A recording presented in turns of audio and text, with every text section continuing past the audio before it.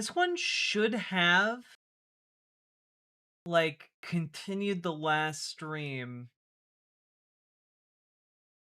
but it didn't, and that's upsetting, and I don't know why.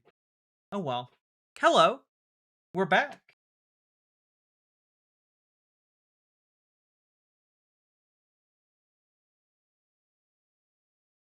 Oof. Oof.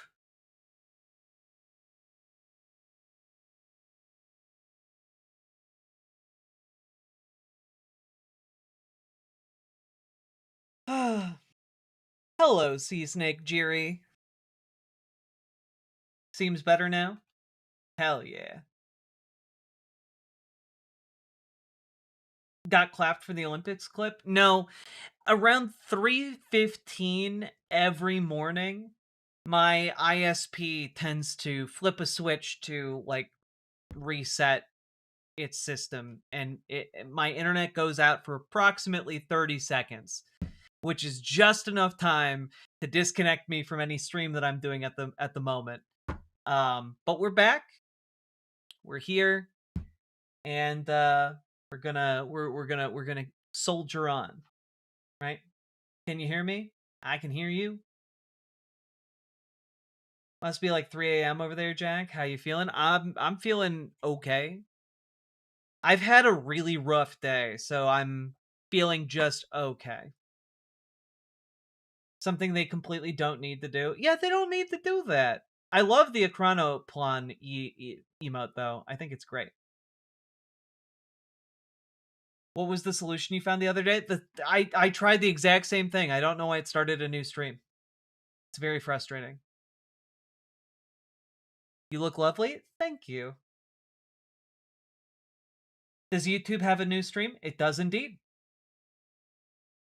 If you came over to Twitch as a refuge, you can return back to YouTube.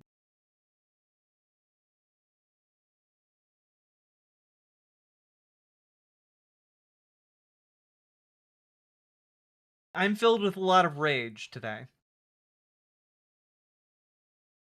Now, just to wrap up what I was talking about. So this guy, Jack Lang, right? He came to Minnesota, tried to stir some trouble up, and instead got his shit rocked. And he's still around trying to cause trouble. And so he went to the state capitol where there was an art installation made out of ice, carved into in the letters of "Prosecute ICE," and kicked it down. Right now, something really important you should know is that that sculpture was legally permitted to be displayed on state property, meaning that effectively, he just vandalized state property, which and destroyed state property, which actually comes with a felony charge. And here filed in district court earlier today. Around 2:30 p.m. on February 5th, troopers at the Minnesota State Capitol in St. Paul, Ramsey County, were alerted to a criminal damage of property incident that occurred on Capitol property.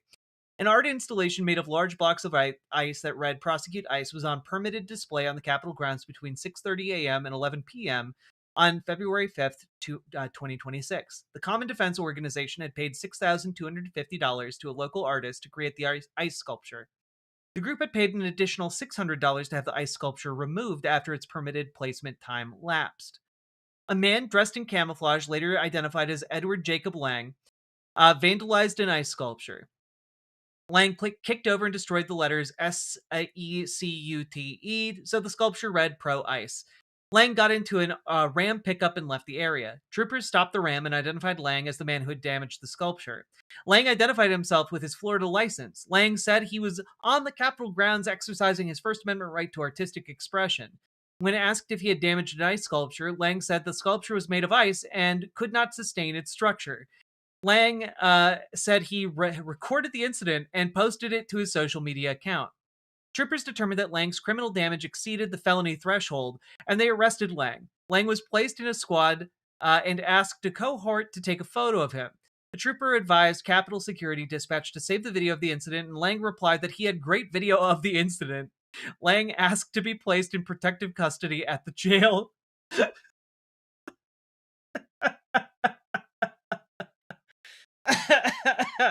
uh, oh god. So, this guy, I Jake is rumored to be a Mossad plant. Do you have dirt? My take on Jake Lang is that he's not a Mossad plant. He's a dipshit who's trying to grift. Like, that's my read on him. My read is he came here so that he could make provocative content that would attract the MAGA hogs, and then have like some kind of GoFundMe that would allow him to make, $100,000, like that lady who said the N-word, you know? And so like that's why he's so desperate to like be like, yes, I have great video of the incident. Like, he's trying to he's trying to grift, and he's not very successful at it, and it's very funny to see. He I like guys, just let me take a look here. What is this? Criminal damage felony, Minnesota.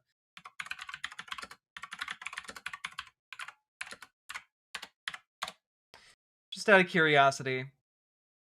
Oh, in Minnesota, it's a first degree criminal charge.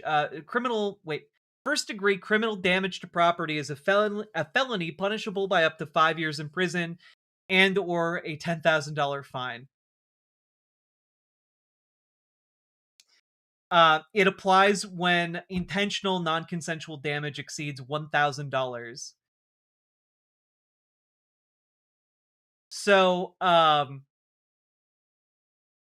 yeah, he screwed up a little bit here, and remains to be seen exactly how favorably a Minnesota judge will look on him, a man who came here as a white nationalist agitator who then openly and brazenly destroyed public property in an effort to gain social media clout. We'll see how a judge here looks on that. Um, but also, when he's arrested, he has to be asked to be placed in protective custody because he's a white nationalist, and he will get his ass beat in the jail if he's not in protective custody. Like, people here hate this guy. He's the worst. And like,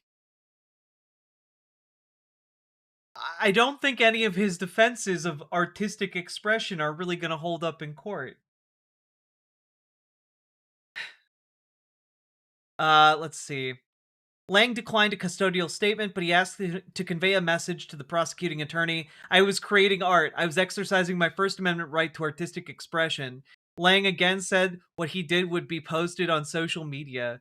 Complainant notes that the First Amendment does indeed protect artistic expression, the creation and display of an ice sculpture, for example. The First Amendment does not, however, provide protection against damaging someone else's property.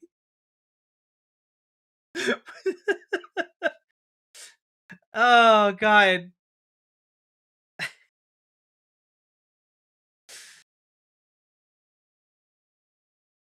I just this guy has really screwed up. Um so I hope it was worth it for him. Anyway, I just like knowing that a lot of bad people are slowly starting to realize the entire world hates them. When they exist in their little hateful bubbles, they are not in fact beloved by all the world. They are in fact hated by almost every single person. These wretched, bigoted pieces of filth and scum are reviled, you know? And they can operate within their own little circles where, the bigotry is normalized. But by and large, people hate Jake Lang. People hate Greg Bovino. People hate JD Vance.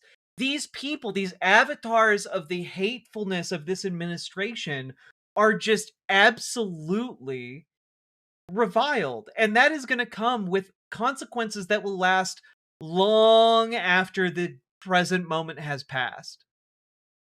Like, I don't think necessarily these people stop and consider or get introspective about what they're doing, you know? Or if they do, it's all delusion, right? Like Jake Lang, I'm sure, sits back and thinks about like the possibility of like, oh yes, we'll create the white nationalist utopia, you see, and everything will be perfect. And like, I'm sure JD Vance is just like, and then I'll be president and everything will be right. I'll do it all my way, not Trump's way. But like, it's just not going to play out that way. There's no world in which they get what they want and live like a peaceful, happy life. There's no world in which Greg Bavino is just like a normal dude who exists in a community that doesn't hate him. You know? And like these people all are all just pants shittingly awful.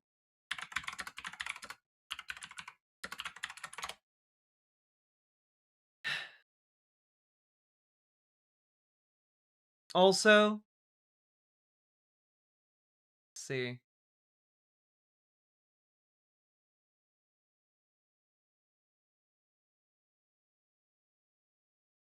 Wanted to throw one last thing in here.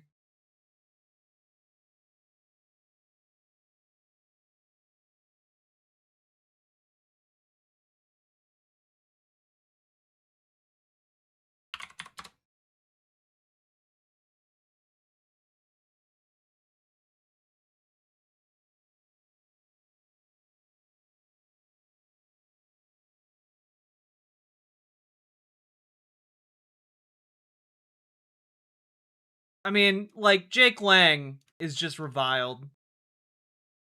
Here he is when he tried to do his white nationalist march and only like 3 dudes showed up. Let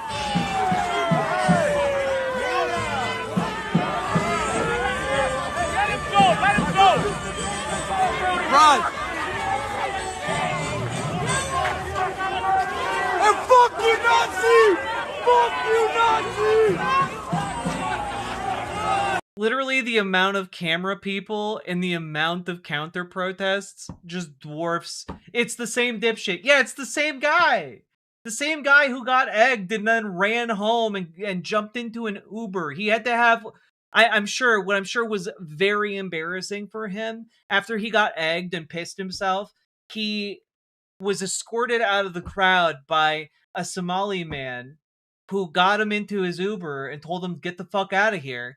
And like, it turned out his Uber was driven by these 2 ladies in the front seat who didn't know who he was, and a couple blocks later realized who he was and kicked him out of the car. Like, God. It's so fucking funny. Like, dude really thought, oh, I'll just show up as a Nazi and like it'll be fine. It'll be super cool. Everyone will love this. God. One of the ladies was trans. Bless. I appreciate the representation of my people. Anyway, I just think good things are possible, you know? I think good things are possible.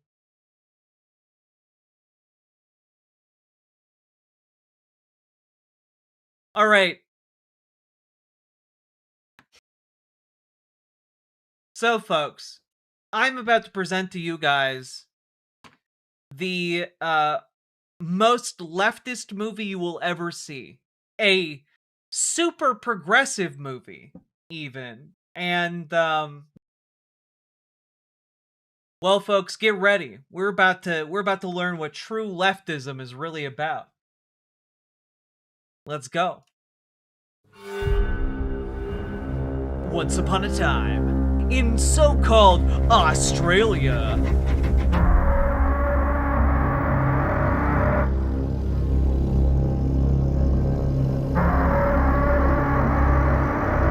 For not laughing at a woman's very funny joke, the defendant is charged with misogyny in the first degree.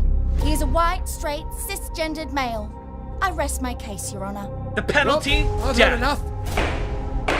I sentence the defendant to death. Fuck, I literally said the stupidest thing they possibly could have written into this. God, is this another New Norm episode? It's basically a feature-length New Norm episode. Oh god, oh fuck. Oh, black and wise one, please tell us what to do. Just as the elders foretold. This is Armageddon. We're all in grave danger. Without our virtue signal, this is no longer a safe space. These are me good thongs, you dog! You speak of the prophecy. Chosen one who'll venture out into the real world and reclaim the victimhood from its ancient resting place and wield its awesome power and save the world from the oppressive colonisers to become the coolest, wokest, most compassionate person ever. I'll do it. I'll accept the call to adventure. Oh my god, that's so cringe. All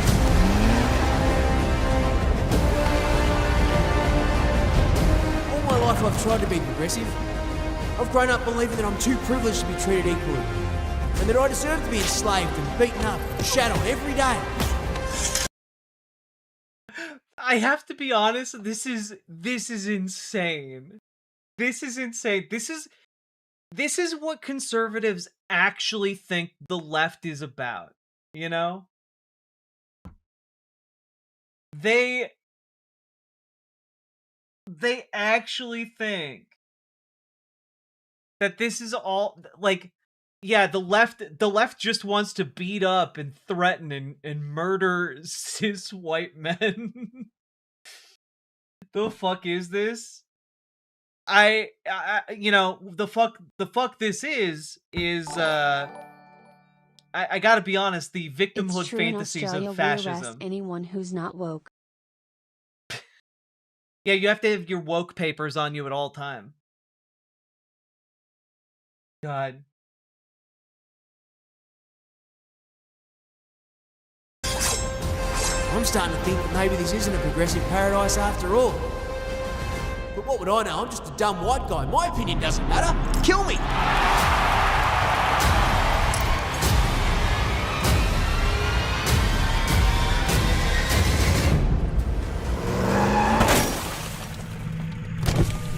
Get in.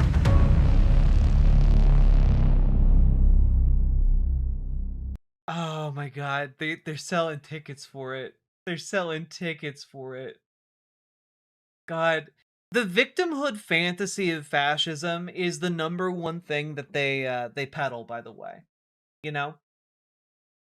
Like, the victimhood mentality of fascism is what all conservatives these days subsist on. It's the one thing they've got.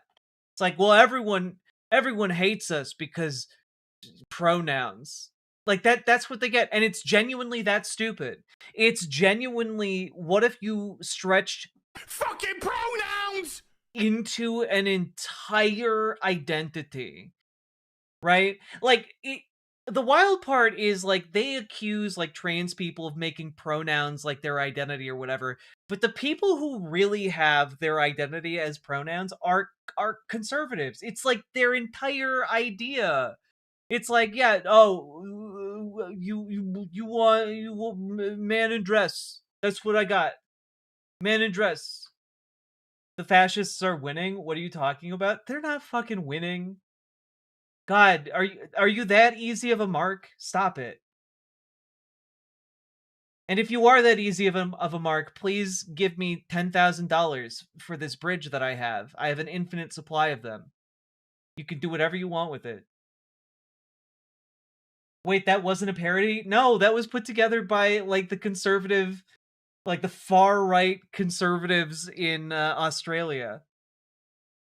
That was genuinely not a parody. That was what the far-right conservatives in Australia believe, writ large. You're just a blind homosexual. They're winning. Get out of your little small circle. Bitch, they couldn't even... if the fascists were winning, they wouldn't have failed to subjugate a small, mid-sized American city whose people are known for being passive-aggressively nice. Like, God, you're like, the fascists are winning. We have big dicks. You have to believe us. It's like, bitch, y'all sent your stormtroopers here. And, like, instead of actually beating us, it turns out y'all are whiny little piss babies. The guys you sent here are so reviled and hated, they have to spend their nights eating soup in their hotel rooms while feeling guilty about it because they're being looked at by the hotel staff. They're like, I'm sorry, you think you won? Hundreds of, like, 100,000 people got out into the streets here to tell you to fuck off.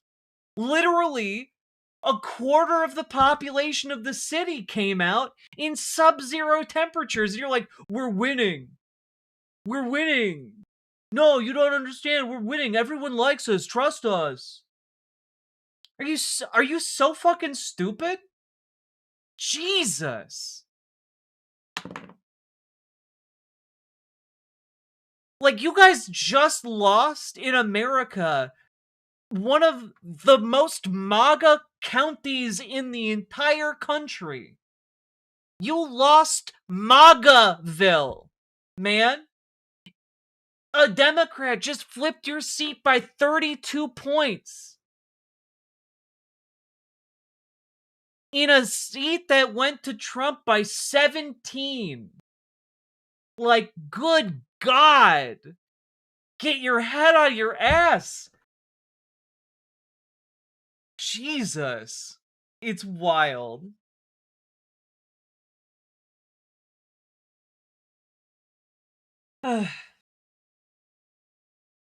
Not a lot of big dicks in 40 below weather. Fair. Unless you're wearing proper clothing, in which case you're fine. They lost the old dude in a lonely bar in New England. Yeah, y'all are fucking losing as fuck.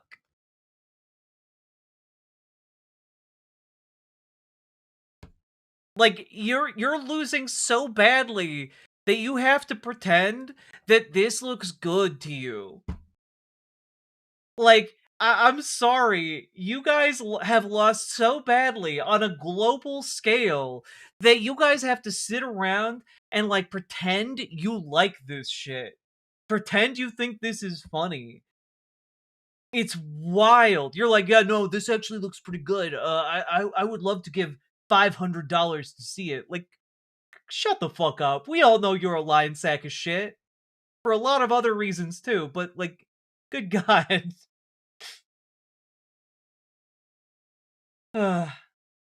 Must chap your ass to live in a MAGA country? I don't, though. MAGA has and will always be a very fringe movement. Y'all just so, like, high on your own supply, you don't even realize it.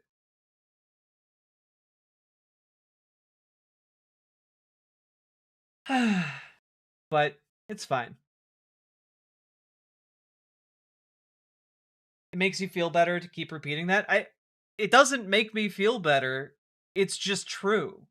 That's the problem, right?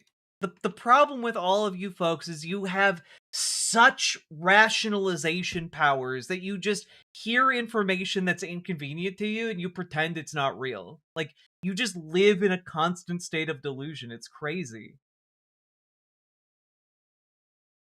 Give it 3 years, you'll have it back. In 4, they'll have it back. That's America. It's not, though. Is the thing. Did bars just close? Probably. Yeah, I mean, like, your greatest pop culture icon is Kid Rock, a guy who wrote a song for a children's film about wanting to have sex with minors. And you're like, yeah, he's great. He's our biggest MAGA hero. He's our biggest MAGA musical touchstone. We love him. Oh yeah, the Epstein files? Yeah, we're all about releasing the Epstein files until it comes to implicating our big sweaty orange boy. We are all against child abuses Except now that like it's clearly inconvenient to our orange man, so like yeah, it's fine. Don't bother releasing it. We'll go back to worshiping Kid Rock, the guy who again wrote a song for a children's film about fucking children. But yeah, you guys all do you, I guess. What? I thought Kid Rock was just a creepy loser. I encourage you all to look up the lyrics to the song Kid Rock wrote and performed for the 2001 film Osmosis Jones, where he talks about how they call it statutory, I call it mandatory. A song called Cool Daddy Cool. So, yeah, I don't know. Maybe you guys should stop blindly following fascists who love pedophiles. I don't know. Just a thought. Anyway, moving on.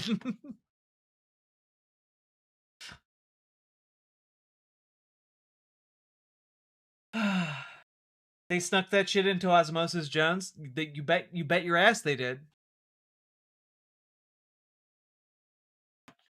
All right.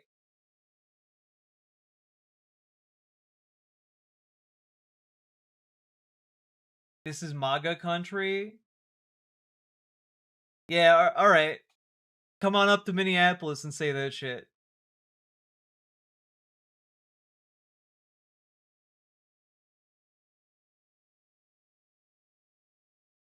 This is MAGA country, where we love pop stars that talk about fucking children. Like, oh, okay. All right. You got me, I guess. Totally not a cell phone on your part.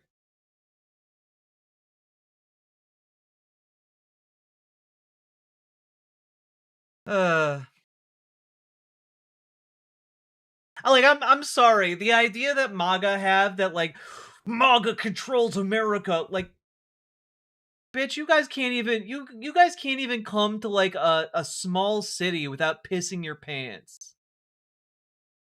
You guys are all like, I'm big and strong and brave, and we own the entire United States of America. But if I walk down the wrong side of the street in a city, I might get shot by a gangbanger. And meanwhile, like, people who live in cities literally are walking down the street every damn day. You, like, you guys literally piss your pants over what people do every day. Small-dicked losers. Stop it.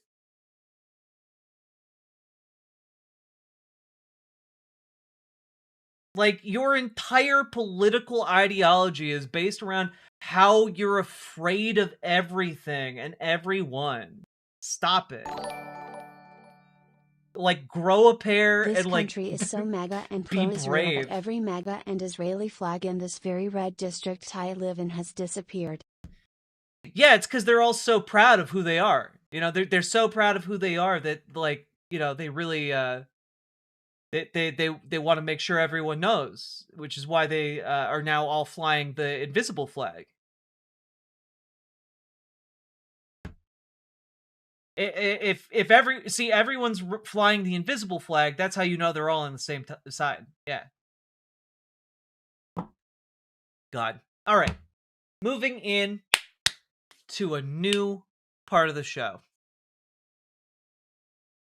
So, folks, we got to talk about the fact that the main battle that is brewing right now is around the Democratic Party. Okay? The Democratic Party is really the battleground for what is going to happen here in 2026 and 2028. The primaries are going to be brutal, and people are going to be angry as hell. And you can tell that because it's February right now, and, well, folks are struggling. And by folks, I mean centrist establishment Dems are struggling. So I want to draw your attention here to this Connecticut Public Radio article titled "Deloro to Pressing Clergy, I Will Not Vote to Abolish ICE." Now, Representative Deloro is not like one of the most conservative members of Congress by any means, but she's fairly considered like a centrist Democrat who, in this case, is planting her flag in the idea that she will not call to abolish ICE. She will instead call for its reform. And this article is wild, right? So let's just go through it a little bit here, because it is becoming very clear to me that ICE, at least in the short term, is going to continue to be the flashpoint for a lot of arguments, a lot of division within the Democratic Party. And that's good. It should be, because there needs to be an impetus for folks to abandon the status quo position of reforming ICE. There is no reforming ICE. You cannot like fix how broken it is, and any of the roles that you attribute to ICE right now were done previously by other parts of the government, and they can be rolled back into those other parts of the government. And they can be done without filling concentration camps. They can be done without wanton misery being spread across the entire country in the form of secret police, right? And so this seems like it is going to become the issue, right? And I say that because we're looking at relatively centrist Dems being confronted by people in their community who are pissed as hell. So let's take a look at this. A Friday roundtable discussion with faith leaders and Connecticut Congresswoman Rosa DeLauro grew contentious at times, with some clergy calling for the abolishment of ICE and DeLauro dismissing that call in favor of her preference to reform the agency. Okay? I'm not calling for abolishing ICE, DeLauro said. We need enforcement. DeLauro acknowledged the 2 January killings of civilians by ICE and Customs and Border Protection. Renee Goodman, which is not her name, Alex Preddy, there are no words, DeLauro said. There is rage and outrage, which is well-founded on what is happening. We have to, in my view, have a major overhaul. When opening the floor to comments and questions, DeLauro drew pushback from the very first speaker. I'm concerned that reform is not enough, said Rabbi Daniel Schaefer of Congregation Mishkan, Israel. This agency has really proven itself to be rotten to the core, and I don't know that it is something that you can reshape in a way that is going to make sense for our country. Reverend Jack Perkins Davidson of Hamden's Spring Glen Church followed. You said there are no words after the murder of those 2 individuals. I think the words are abolish ICE. It is very disappointing to hear you say that there is some version of ICE that can be saved after everything we've seen, Davidson said. I understand where you're coming from, DeLauro told him. The fact of the matter is, ICE facilitates legitimate trade and travel. They collect duties. They stop trafficking of illegal arms, drugs, counterfeit goods. They investigate human child trafficking. DeLauro said, as a legislator in the minority of a large body, she has to thread the needle carefully with what she supports and votes for. I would rather you vote for what is morally correct, Davidson said. Don't talk to me about my own morality, DeLauro shot back. Don't tell your constituents what they can and can't talk to you about, replied Reverend Nathan Empsall of the Episcopal Church of St. Paul and St. James in New Haven. What you are voting for is not moral. Empsall said he believed reforming ICE was impossible. When your office invited us here, the description of this meeting referred to ICE as lawless agency, and that's so true, Empsall said. If they ignore the cameras around them filming them murdering citizens, they'll ignore the cameras on their body. If they ignore moral law, and if they ignore the supreme law of the land, the Fourth Amendment and of the Constitution, they'll ignore these laws. The cruelty is the point. I mean, like, guys, you got the nuns showing up at these events and like condemning. I don't know what to tell you guys. I've never seen anything like this. Like, the nuns are showing up to these meetings with their elected officials and going, yeah, there's no reforming it. You got to get rid of it. And like moderate Dems are having their brains broken.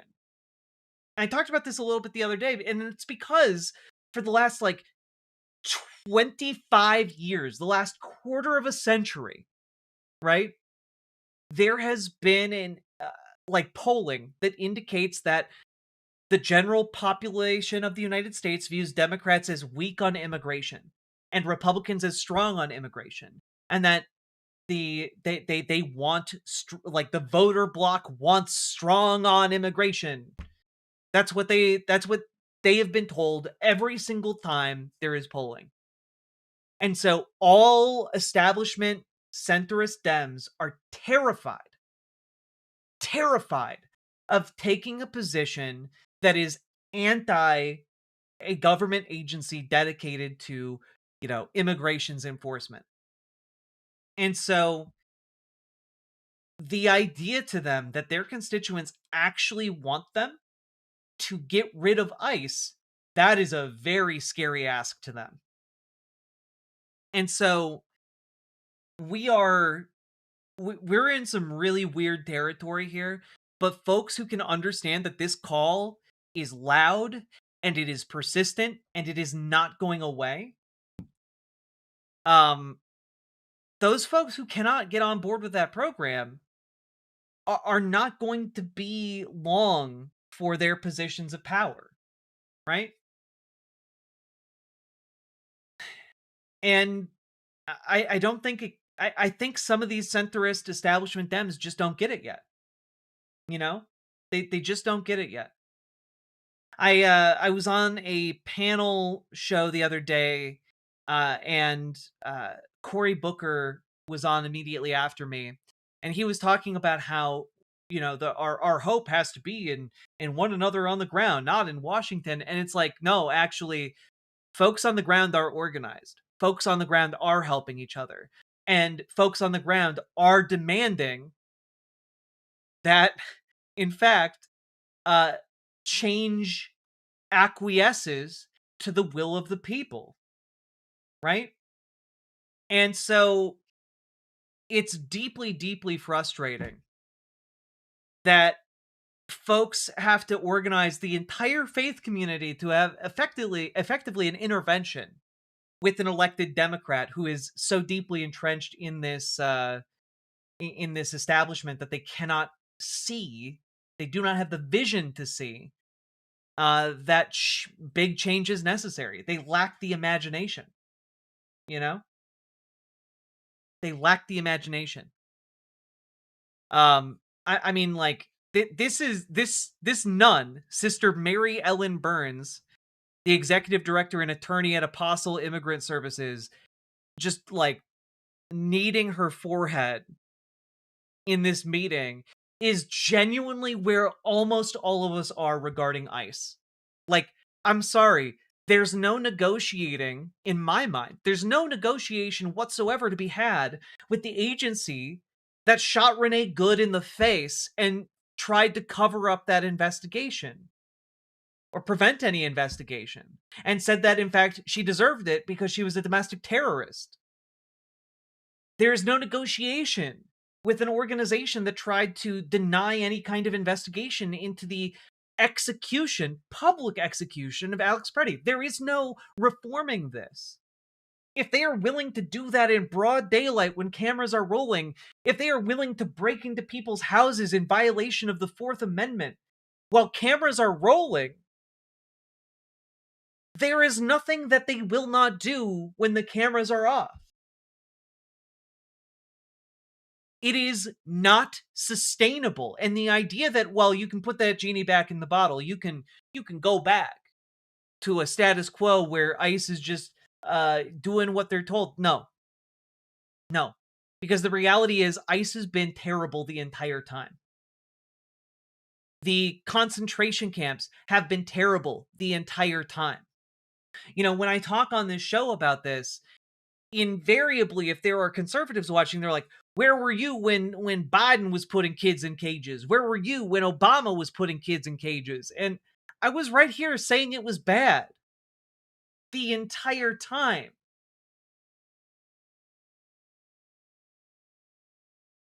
even if you reform this agency back to what it looked like when Obama was president, it would still be a heinous crime against the people of the United States. Because you would still have an agency that could be molded into what it is now, and you still have an agency that was doing the horrors that they were doing back then. There is nothing good that this agency does that could not be done better and more peacefully and more reasonably by a different agency. There's absolutely nothing. Okay? And like, the idea that you can reform this, you just can't. They've been recruiting white nationalists. You could like roll back all of the laws, roll back all of the things, tighten all the laws, tighten all the ordinances, the rules within the org, have oversight. You could do all those things. But at the end of the day, they are hiring white nationalists. They are hiring and specifically marketing to neo-Nazis. They're using neo-Nazi imagery and neo-Nazi songs to recruit. Those people would still be in there. Right? And is that like a COVID camp in Australia?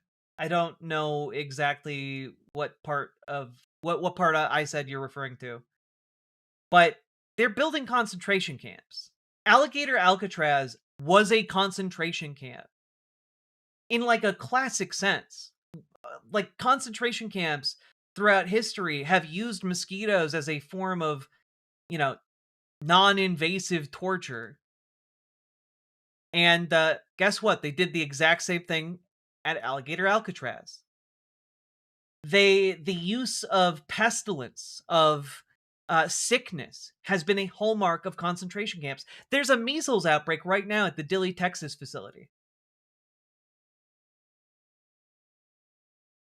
There are extensive stories of torture and abuse. There are stories of people emerging from ICE custody into sub-zero temperatures here in Minnesota without coats. Something that can literally kill you here.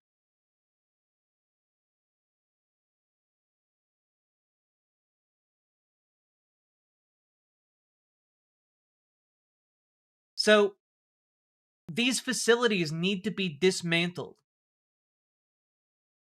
The agency that oversees their incarceration and imprisonment, for profit, might I add, the companies that they contract with are doing this for money at a profit.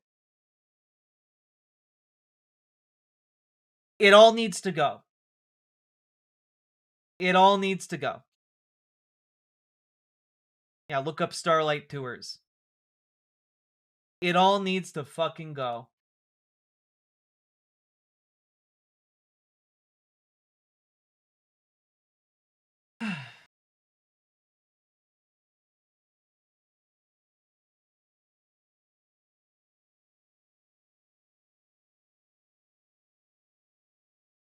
There's a reason why the world hates ICE. And I say the world because turns out folks internationally do not take kindly when ICE agents go to their countries. But let's keep looking. What do these religious leaders have to say? Right? Sister Mary Ellen Burns of Apostle Immigrant Services in New Haven agreed that ICE is rotten to the core and questioned whether bargaining with the devil was the right course of action. Do we want to stand on principle and then let the Republicans pass a bill with no changes, Burns said, because they're not going to vote to abolish ICE. We need an exorcism of our government, and I don't know what position is best, Burns said. Which, it's true, we do need an exorcism of the of the government as it stands now. But also, I will say, not only do we need an exorcism of the U.S. government, I think that, like, realistically, we need to get reforms right now that act as guardrails for us to get to a point where Democrats control Congress. right? I understand the need to compromise on abolishing ICE for now. But the issue is, we need politicians who are willing to dream beyond now and willing to lay out what they think should be done in the future. Right?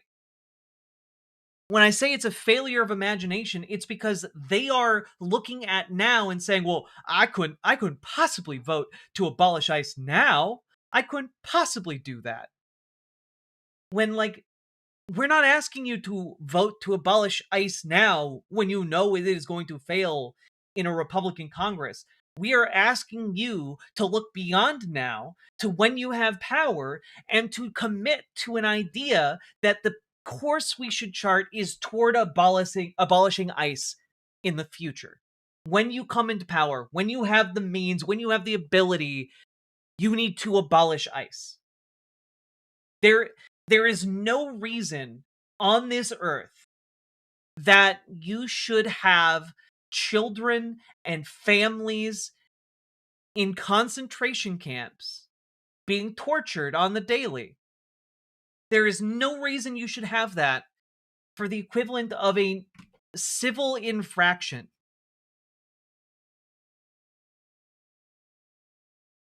Like, we're talking. I've in the past I've said I've made the comparison that a civil infraction includes things like speeding, going over the speed limit.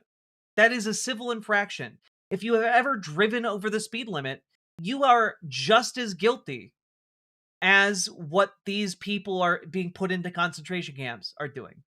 And I will also put one thing forward further, which is that when I brought this up to my partner was like, actually, it's worse than that.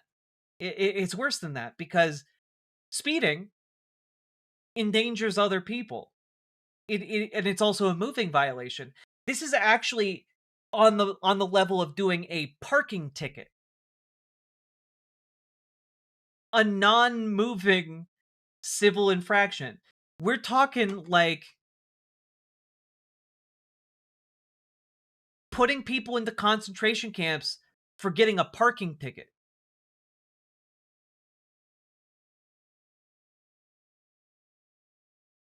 There's no reason on this earth we should be spending billions of dollars to police the equivalent of parking tickets. There is no arguable reason we should be spending billions of dollars to build concentration camps for people who have done the equivalent of a parking ticket. There is no justification for this. Abolish ICE, abolish DHS, replace it with 1,000 bureaucrats who send out letters with like fines attached and who have forms that you can fill out to begin the pathway to citizenship. It's that simple. If we can solve parking tickets with paperwork, we can solve undocumented status with paperwork. It's not difficult to imagine that future, because we already have it now for parking tickets. God damn it. Cantor Sierra Fox with Congregation Mishkan Israel said she recognized Deloro was in a complicated political environment, but said, as faith leaders, we do have an obligation to be calling out the changes that we see are necessary. We've been calling out for the abolishment of ICE, Fox said. We have no other choice. Reverend Dr. Stephen Ray of United Church on the Green in New Haven said elected leaders need to take a stand even when they're in the minority. You have a right-wing paramilitary groups operating under the color of law, Ray said. It's not enough for you or any other representative or senator or what have you to say, well, we don't have the votes. We can still do things even when we don't have the votes. I'm a student and teacher of American history. For most of the battle against slavery, they didn't have the votes, and it wasn't until the South lost the war that the Reconstruction government found the votes. Very true. Very true. And very well said. Reverend Dr. Jerry Streets of Yale Divinity School said elected leaders should speak more strongly against the White House. These people in ICE and the Trump administration seem to be people without conscience. There's little there to appeal to. The only thing they know is a force equal or greater than the force they think that they have. Power has to meet power. Yeah. We want more of a voice, more of a language about ICE ought to be abolished, he said. I know what that means politically, but maybe there are other ways that can also that can also be said within the culture of the legislative world that you occupy. Deloro told the group this matter was personal to her. I have a grandson who's now 18. We adopted him from Guatemala 18 years ago. Dark skin. I call him and tell him to carry his passport, Deloro said. So it is personal. It is very personal. I want to have an agency that is overhauled. That is what I will work for. I will continue to work and speak loud and clear about it, which I believe I have. I believe I have. Some of you may not think I've spoken loud enough, but it's not a question of loud or strong enough. But on the issue of abolishing ICE, it's not doable, Deloro said. Like, I want you all to understand I mean, to look a group of faith leaders in the eye, one of whom just brought up the idea that for most of the Republic's initial years, those who wanted to end slavery lacked the votes. They lacked the votes, but they were able to have a vision for the future, a vision where slavery no longer existed. You do not have to say it's not doable. Be honest. You simply lack the vision to imagine a better world.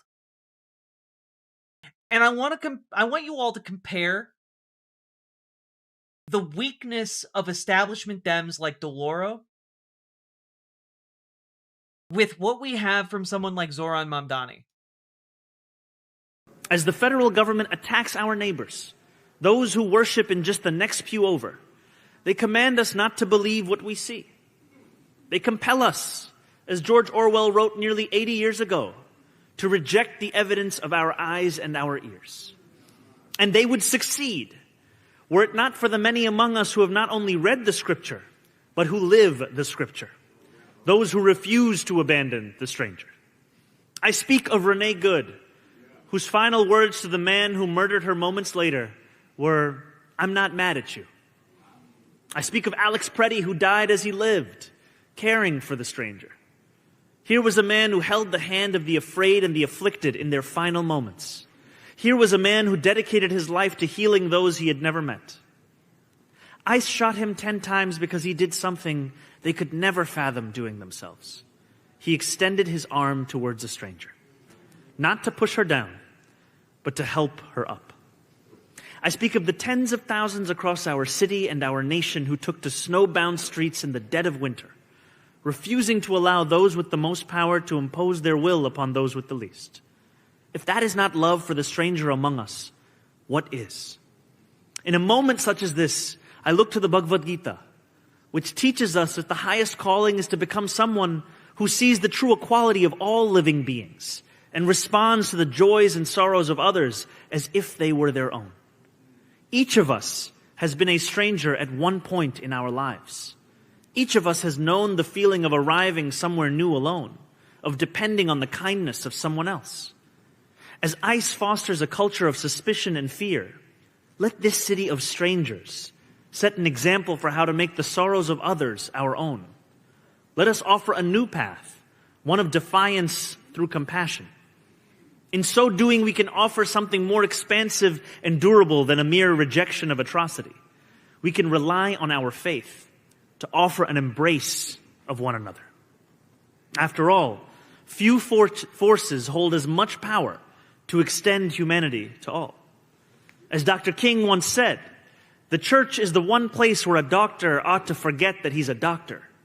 The church is the one place where the lawyer ought to forget that he's a lawyer. When the church is true to its nature, it says, "Whosoever will, let him come." That doctrine, "Whosoever will, let him come," is not limited to Christianity. Each of our faiths asks us the same. As the federal government... I want to put forward that you cannot reconcile a movement based on compassion and love and mutual respect for the stranger with anything ICE has done since its inception. It is not an organization that is compatible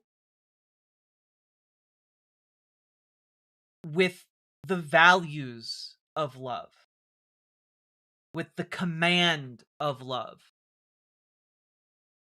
with a fight for love. It is something that can only exist as a tool of hatred. It's why when they began this entire operation back in 2003, it was used primarily to go after Muslims. It was used primarily to other groups of people to try and destroy groups of people that were viewed as undesirable. This is not an organization that is compatible with love, that is compatible with compassion. An organization that has been charged and that works towards the mission of putting kids in cages, of chasing human beings down as animals for the simple crime of existence. This is not something that is compatible with love. And anyone who hears the call, anyone who hears the demand of love and compassion cannot simply look at this organization and say, let's just reform it. We must reform it. We must reform it. And I'm sure that Representative DeLauro loves her 18-year-old grandson. But there is a failure of vision here. A failure to reckon that there are tens of thousands of people who are someone's grandson, someone's granddaughter, someone's baby, someone's child in these concentration camps. And they are trying to build up the capacity to hold tens of thousands more. Simply put, I would say, Representative DeLauro, it is not only for your own grandson you should fight. You should be fighting for every person who is here. Every person who this government is coming down on for the equivalent of a parking ticket. You should, in the name of love, reject this agency.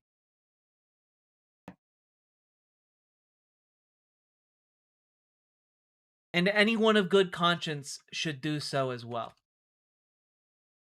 And anyone in the Democratic Party who cannot get on board with the project of even calling for ICE to be abolished when we have the power to do so at some point in the future. We're not even calling for it to be abolished now because we recognize the reality of the now.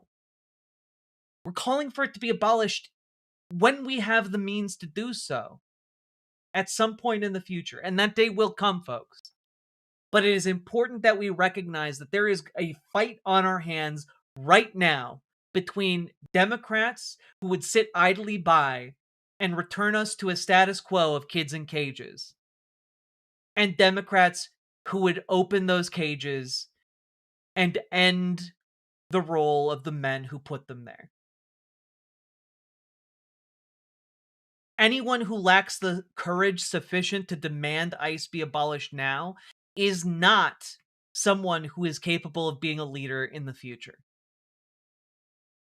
It costs nothing to demand it be abolished now. All it does is chart a course to its eventual end. And that is genuinely a bare minimum that every single Democrat should be able to meet. So that being said, folks, let me know what you think down in the comments. And hit the like button, subscribe, And we need to get organized, folks, because there is a battle rumbling in the distant future here, or not so distant future, rather, in the Democratic Party. We need folks to join their local Dems and radicalize them to more progressive ideas. And we need folks to join their local DSA, their local Working Families Party. If you need help joining your Dems, join our Discord, reach out to Dragonfly. If you need help joining your DSA, join our Discord, reach out to Gamergy. And last but not least, folks, check out ImogeneOlivia.com, gender euphoric lingerie designed from the ground up for trans femmes. Tested on cis men, cis women, non-binary folks, and it's non-tucking lingerie, so please check it out. Link down in the doobly-doo. Let's keep going. In love.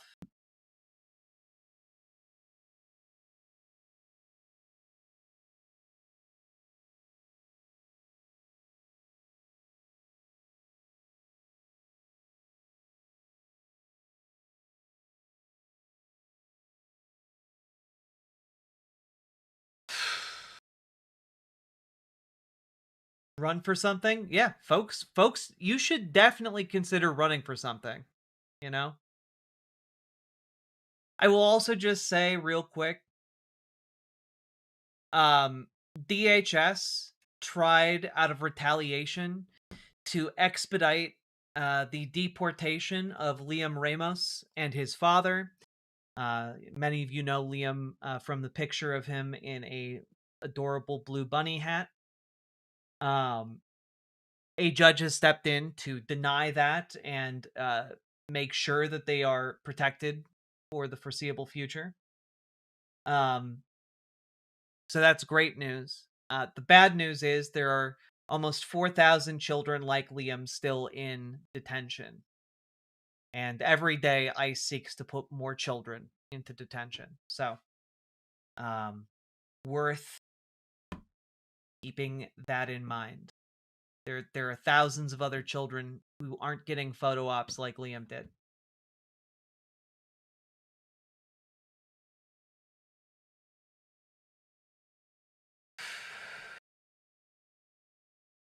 That was good enough to be a script. I know Zoran was reading one. Yeah, Zoran was definitely reading one, but you know, he did a great job. He always does, you know? I'm telling you, this feels like a genocide. That's because it is definitionally an ethnic cleansing. Like what is happening right now and what ICE is doing is designed to be an ethnic cleansing and terror campaign. You know? It's disgusting.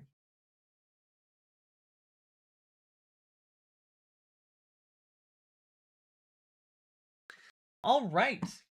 Folks, we've actually been going for about 3 hours now, believe it or not. If you've been enjoying the show, or I know after a segment like that, enjoying might be doing a lot of wacky work, but if you've been getting anything out of tonight's show, please consider supporting the show.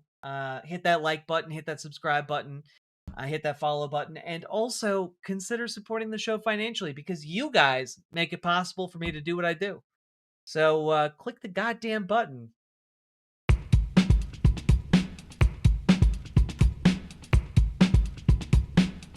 Go. Click the button. Click the button. Click the button. Click the goddamn button. Click the button. Click the button. Click the button. Click the goddamn button. Click the button. Click the button. Click the button. Click the goddamn button. Click the button. Click the button. Click the button. Click the goddamn button. Click the button. Click the button. Click the button. Click the goddamn button. Click the button. Click the button. Click the button. Click the goddamn button. Click the button. Click the button. Click the button. Click the goddamn button. Click the button. Click the button. Click the button. Click the goddamn button. Click button. Click button. Click button.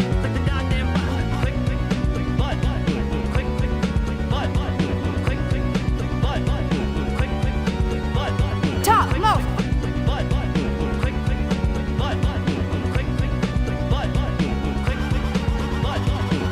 Hell yeah. I mean, your words were inspired. Thank you. I'm glad. You've not been honest with us? Explain yourself? What is this? Vote a question. Dear Lucy, in your short time in Minnesota, have you tried a Juicy Lucy? Hell yeah.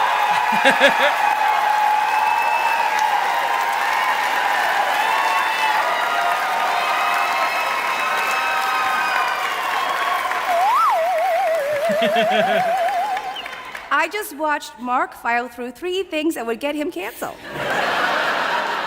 And I didn't say You any didn't of them. say them. You're getting so much better. I'm so proud of you. Okay, what is a Juicy Lucy? It's 2 patties. Two hamburger patties. With molten cheese. Stuffed with molten cheese. Okay, so it's hot and meaty. Well, how appropriate. Okay, we gotta put it on the list. What if I've not been honest? We gotta get a Juicy Lucy, okay? Those who argue where the best one is. Oh. Says the purveyor of Juicy Lucy's. Where would you recommend so that I can throw you under the bus? Where? Papsboro? Pax. Max. Max Bar. Yeah. Yeah. I didn't notice a lot of complaining about which is the best one. I noticed an immediate consensus. So what we learned is there are people who think it's Max, and then there are people who are wrong. That's what I just learned. Wait, what? I have not been totally honest? In what capacity? You've not divulged the existence of a Juicy Lucy? Well, the audience was right. Matt's Bar has the best Juicy Lucy in the Twin Cities. There are several different places that claim to have invented it, but Matt's Bar is the best one. They literally only serve hamburgers / Juicy Lucy's and fries. That's it. And beer, I guess, but no, hardly anyone goes there for the beer.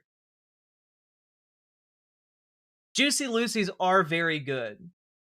What is a Juicy Lucy?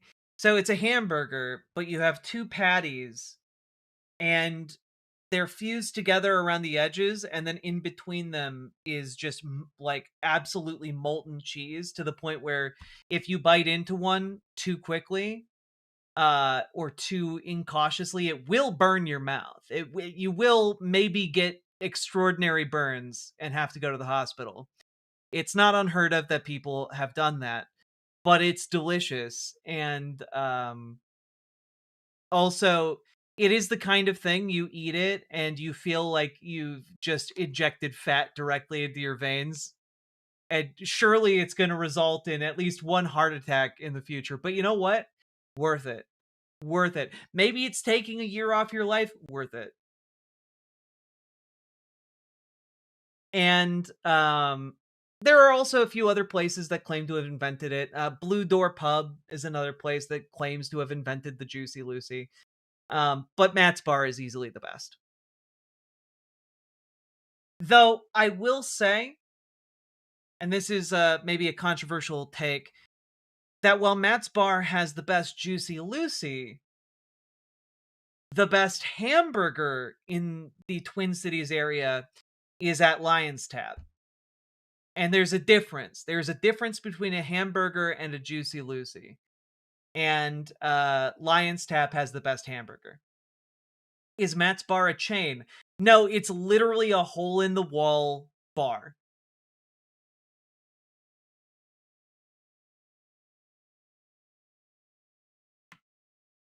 But it is so well known and well loved that there can be a line going out the door into the street even during the winter time.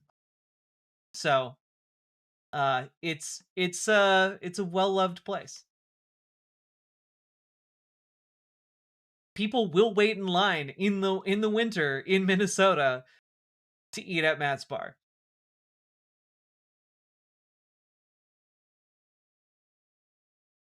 Damn it, I shouldn't eat before bed, but I have to now. That made me so hungry. It's so good. All I heard is melted cheese and I was sold. Hell yeah.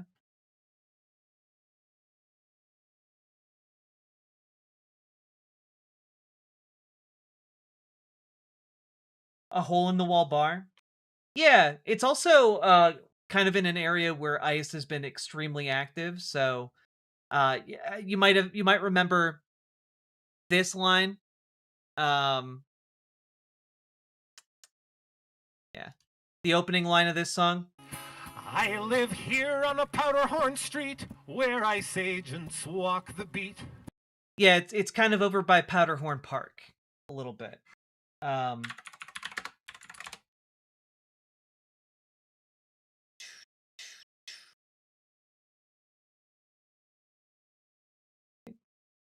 Yeah, like a handful of blocks away from Powderhorn Park, where the ICE agents just staged their operations the other day. So, you know, that the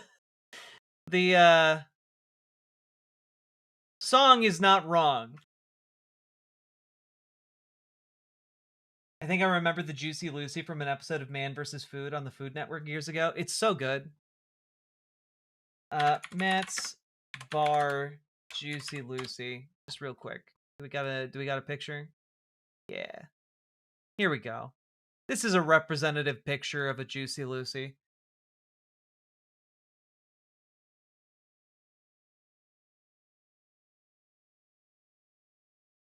There you go.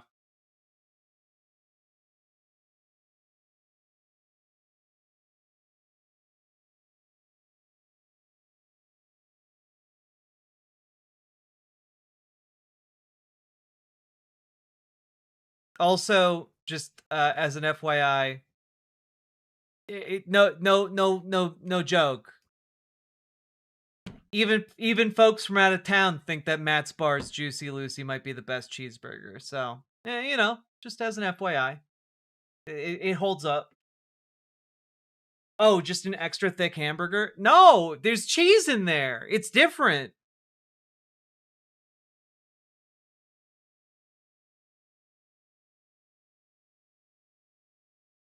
That what's in the middle there is cheese. Can I get cheese on top as well? I believe so. Yeah. They make two things there. Cheese, like hamburgers and fries. That's it.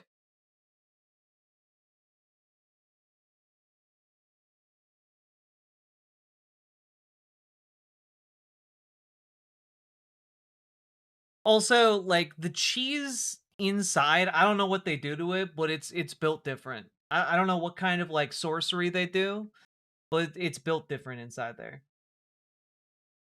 Can be made in home, this hamburger. It probably could be, but like I don't know what they put in the cheese. I don't know what kind of like what their beef construction is, like what percentage fat they use. I don't know, but like you can certainly try. I've tried. I just haven't gotten anywhere near as good as the Juicy Lucy I can get at Matt's Bar is. What's your special hot dog in Minnesota? I don't really have a special hot dog. I've never been a huge hot dog person. I like specialty brats. That's my weakness.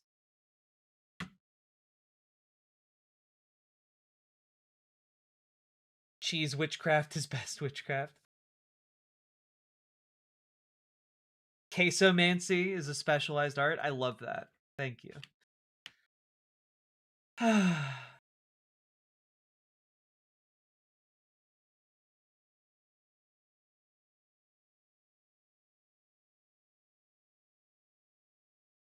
What's crazy is that people in the YouTube chat will literally wait 10 minutes to call me a fat homosexual, and it's like, yeah, I got huge fat titties. It's great. And oh, you noticed that I'm a lesbian? That's super cool. Thank you. You've really you've really affirmed my gender. Thank you. How dare you be gay with a woman? I know. I know. You should try Skyline chili someday, but I'd make my own chili and it's so good. You put some Molito chili, you put some Molito pepper in there. It's so good.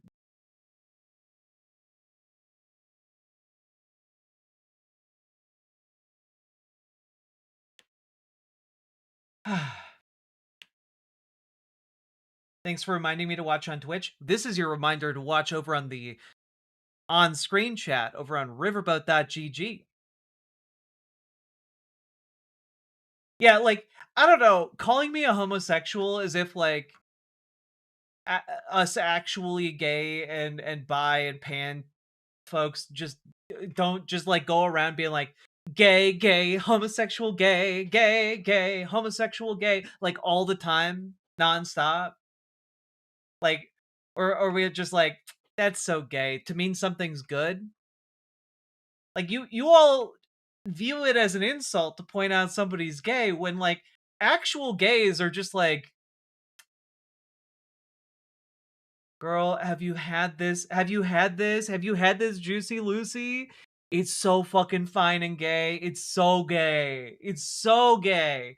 Like, you guys are like, huh, I bet you didn't think of this. You're a homosexual. As if it's an own. It's crazy.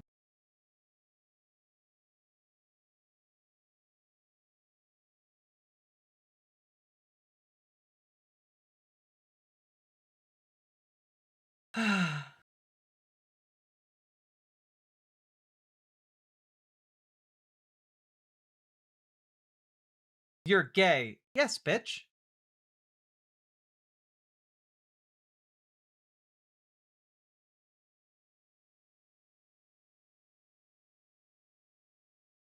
Juicy Lucy, so gay. It's true. The Juicy Lucy is for the gays. Haven't been able to figure out how the Riverboat site works, to be honest.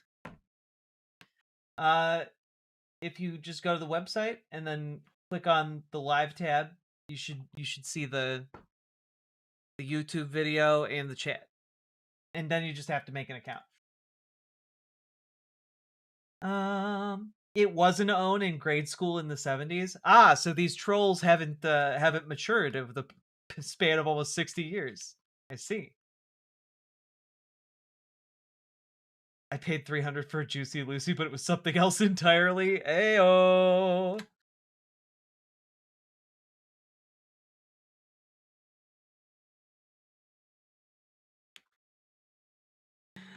Oh god. Okay, let's talk about Trump soup.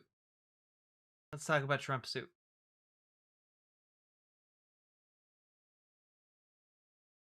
How did all these coma patients find this stream? I don't know. You know, they're really dedicated in their prefrontal cortex.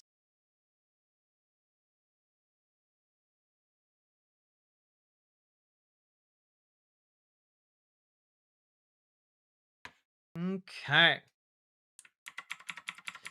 I'm just gonna load these tabs up. Let's do this.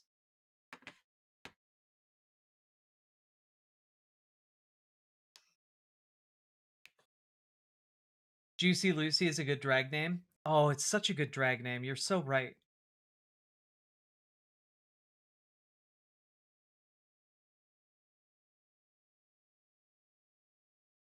After seeing the Juicy Lucy, I understand the concept of food porn. Fair.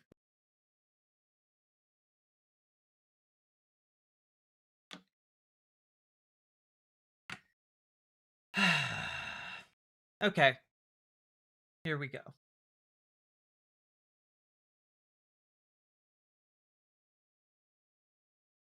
You did it, Elson. Good job. You broke through to on-screen chat. The next level of chatting. All right. Thanks, Red Bomber. Jack, I ask you, you like grilled cheese? I literally made a grilled cheese sandwich with roast beef earlier today. I bought like a really nice sourdough bread, buttered it up, put some harissa mayo on it, and a couple slices of cheese, and a layer of roast beef, and grilled it up, and it was fucking great. It was fucking great.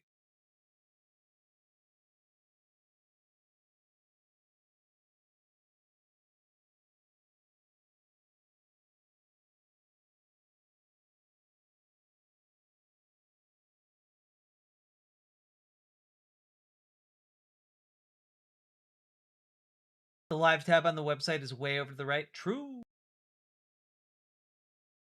Jack, whiskey time? I don't have whiskey. I drank my whiskey the other day.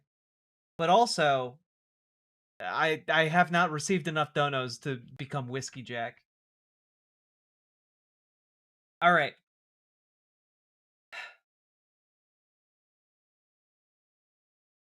Here we go. So, folks, we have to talk about the fact that Donald Trump is unraveling. Like, he is rapidly imploding, like, in a way that is scary. Like, it would be concerning and sad if it happened to your grandpa in an old folks home. When it's happening to the president of the United States, it's just scary, you know? But, like, let's just take a look, for example, over at Truth Social. And you just have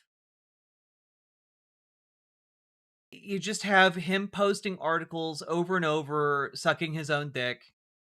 And it's wild. And then you have, like, oh, another big win for Maine. Hard to believe you vote for Democrats who did this to you, but not for Trump, who gets you out of this environmental and economic malaise. And, like, everything is worse under Trump in regards to environmental and economic issues in Maine. Vote Republican from now on. For too long, the radical left has put burdensome and unnecessary restrictions on everything, including our great American fishermen. My first term, I reversed the prohibitions placed on commercial fishing, but Joe Biden, or whoever was using the auto pen, foolishly reinstated them. Like, it's okay. He's just going on, like, crazy rants. All right. Oh, the FCC is launching a probe into The View. Record stock market and record national security. Driven by tariffs. This is nonsense. This is crazy. Nobody realized the crooked Democrat politicians of the unselect committee of political thugs and hacks, plus 2 Republicans, like, just ranting and raving. Oh, I did well at the stock market. Murder rate is down. We arrested 4,000 illegal aliens in Minneapolis, which I want to point out is not the same as deporting 4,000. It's not the same as actually arresting them and holding them indefinitely. That these are not the same things. You can arrest basically anyone, as they have proven day by day here in Minneapolis. They arrest a lot of people. Trump announced his drastic drop in Ozempic price. Wow, finally. Biggest thing in healthcare in decades. Trump launches Trump RX. Oh, then he's, like, giving out money to, like, different states for their various disasters, like he's a goddamn sultan. It's crazy. And I just want to say that he has, like, he's taking, like, pictures. It looks like he's taking pictures with his phone of Harry Enton on CNN doing his, like, statistics thing. Like, this is crazy. Like, dude's literally just watching CNN and taking shitty pictures of Harry Enton. Like, dude is crashing out so hard. So hard. That he, like, crashes out at one of his former lawyers. Like, look, bad lawyers, use at your own risk. Like, yeah, also, if you walk into a room and you see a man with this kind of a curly Q mustache who wants to be your lawyer and not some kind of old-timey prospector, like, run. This man should be an old-timey prospector, not a lawyer. Stop it.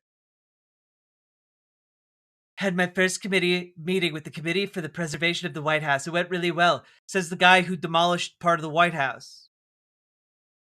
You just had your first one after you demolished part of the White House? Fuck you. It's beautiful that the couple in the White House is actually in love. When was the last time that happened? Ronnie and Nancy, perhaps. Like, oh my god. Like, the amount of cope that is being posted by this man every hour of the day is absolutely insane. Also, by the way, he's just constantly reposting his own stuff.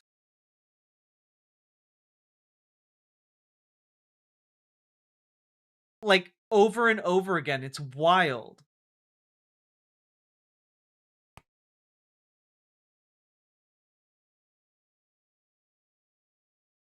You talked about the weapon, the discombobulator. Well, I'm not allowed to talk about it. Let me just tell you. You know what it does? None of their equipment works. Everything was discombobulated. We lost no men, we lost no equipment. Because he's talking about, like, some sort of secret weapon that he's not supposed to talk about. It's genuine. Like I said, it would be sad if it was your grandpa. It would be sad if this was your grandpa in the nursing home. But, like, this is the president of the United States.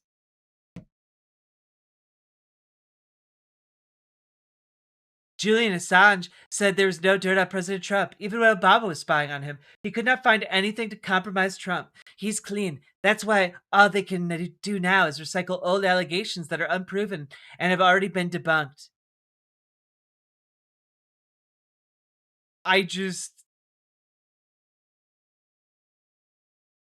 It's fucking nuts. Dear America. If I start investing when I'm 16? 9, 7. It could change my future. All our future. I want to be a nurse. Go to college. Be a businesswoman. I can save for a house with a trampoline. 2 trampolines. This year, every American child gets an investment account. And millions will be pre-funded. That's free money. We can all expand the American dream. Hey, just like throwing this out there.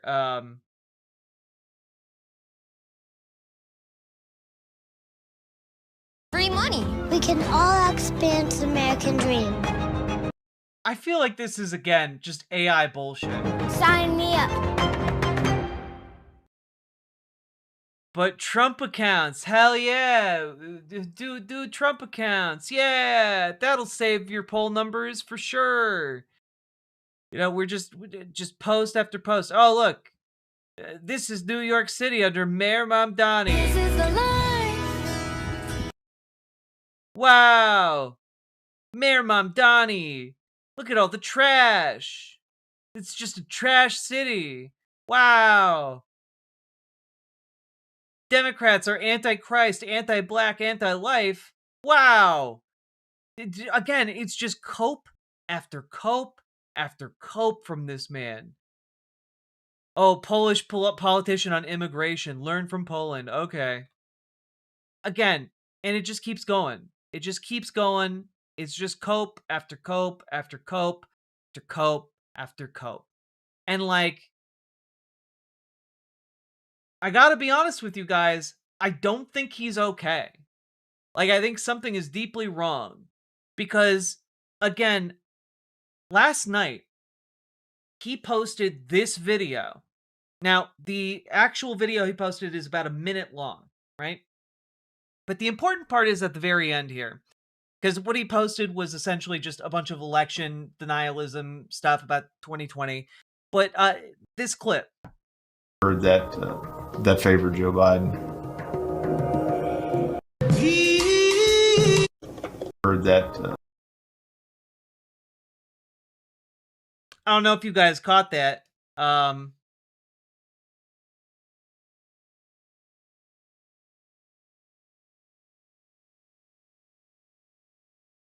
He posted a video with the Obamas as monkeys, apes.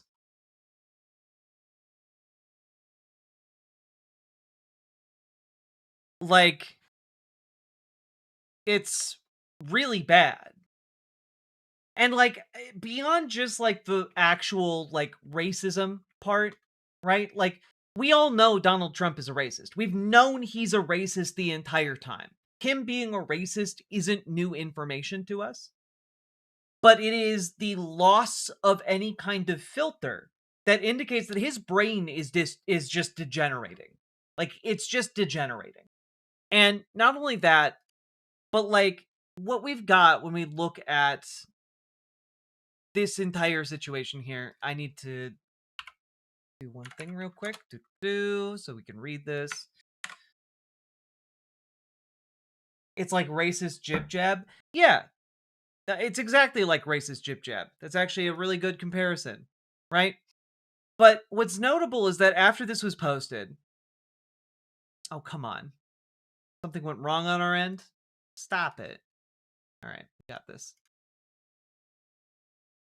Cool. Thanks. White House Press Secretary Caroline Leavitt responded early Friday in a statement shared with Newsweek, dismissing backlash to the video clip, but not directly addressing criticism that the imagery echoed racist tropes. Quote, "This is from an internet meme video depicting President Trump as the king of the jungle and Democrats as characters from The Lion King," she said. "Please stop the fake outrage and report on something today that actually matters to the American public." And like, there aren't any apes in The Lion King, first of all. And second of all, the defense of it's just a meme. He's the goddamn president of the United States.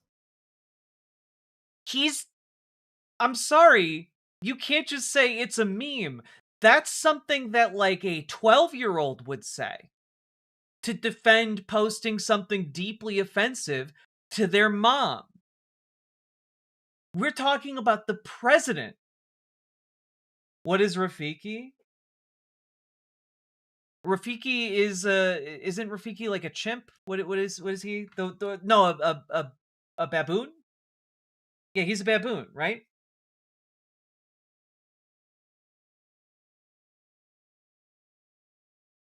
Yeah. He's got the butt, like the red butt. He's a mandrill.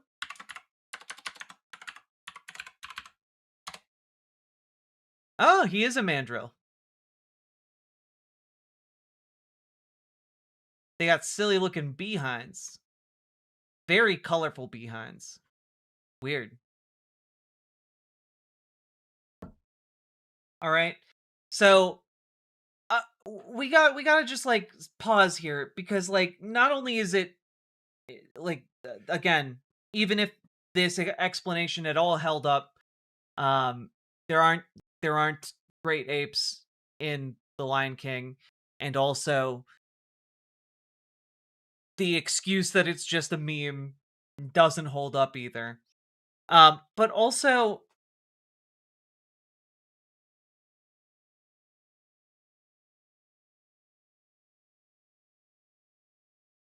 lions aren't. The lions in The Lion King aren't in the jungle. Really? Like you can't be king of the jungle if you're a lion. Lions live out on the savannah. There's so many problems with this, but it's bizarre. It's bizarre, and also I'm getting bogged down in the minutia. All right. Donald Trump then tried to double down, right? Reporter, the White House says a staffer sent that video. Are you going to fire the staffer? Trump, no, I looked at it. I didn't see the whole thing. I gave it to the people. They posted it. Reporter, are you going to apologize? No, I didn't make a mistake. Grandpa is gone, okay? Grandpa is gone. Like, he's saying, oh, are you going to fire the staffer? And he's like, no, I looked at it and I approved it, but I didn't see the whole thing. I just gave it to them and they posted it. But if you looked at it and you approved it and you gave it to them, then it was their job to make sure that it was okay to post. And so you should fire them. But also, you should have watched the whole thing, because you're the goddamn president of the United States. Like, the idea that like, oh, well, yeah, I didn't watch the whole thing. It was a minute long. What's wrong with you? It was 1 minute long. And of course he doesn't care, because he's a racist, right? But like, the issue here is that his brain is gone. Like, someone whose brain was intact would have a better lie. Someone whose brain was intact wouldn't be like, ah, yes, I take full responsibility and I didn't do anything wrong. I just didn't. I just shared racism because I am incompetent. That's not okay. And I know you all know that, but like, I want to really hammer home, he's going insane. We're watching it happen in real time. And not in like a, oh, he's so insane, it's off the hook, man. Like, no, like, he's actually, honest to God, going insane. Like, he needs to be inside of a padded cell. You know? It's soup. The only thing left in there is soup. And like, they know, like, the other thing that's crazy is that everyone around him is directly enabling him. I want to read you guys this excerpt from the New York Times that was shared earlier today, okay? The clip set to the Lion Sleeps Tonight was spliced near the end of a 62-second video that promoted conspiracy theories about anomalies in the 2020 election. It was unclear if Mr. Trump was aware that the clip had been included in the video before he shared it.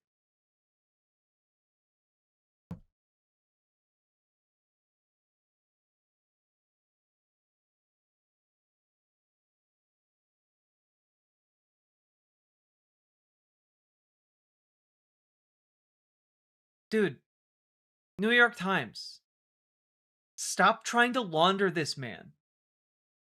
Stop trying to launder the gutter racism. Have the backbone to call this what it is. Horribly intentional racism. You cannot say that, oh, the President of the United States was just a poor little birthday boy posting memes. Let him have his fun. He's the president. He can't do that.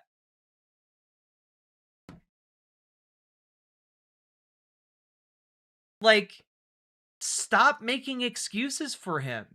And the thing is, they all know, everyone in his administration knows that it was gutter racism. Right? They later took it down. They tried to double and triple down on it existing, and then they quietly deleted it. If the President of the United States can't even bother to watch a minute-long video before he posts it, like, what the hell are we doing? And I know, again, I know we all know this already, but, like, we really need to, like, just refamiliarize ourselves with the fact that, like, holy shit, this is dangerous.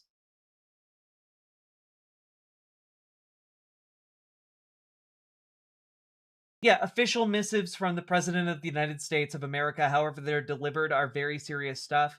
When they tell you who they are, believe them. I mean, it's incredibly serious. Like, the words of a political leader of a country can mean the difference between war or peace. And, like, he's just, like, babbling incoherently over here. And I gotta be honest with you, there's a part of me where I think I understand why he might be unraveling. I think I understand why he might, in fact, be feeling like he's cooked and unappreciated. All right?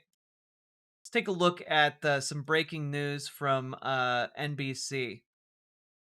We are learning that members of Congress will be able to view unredacted copies of the Epstein files starting Monday. That, according to two sources familiar with the plans. And it comes after calls from some lawmakers and survivors for more transparency and accountability in the investigations related to Epstein.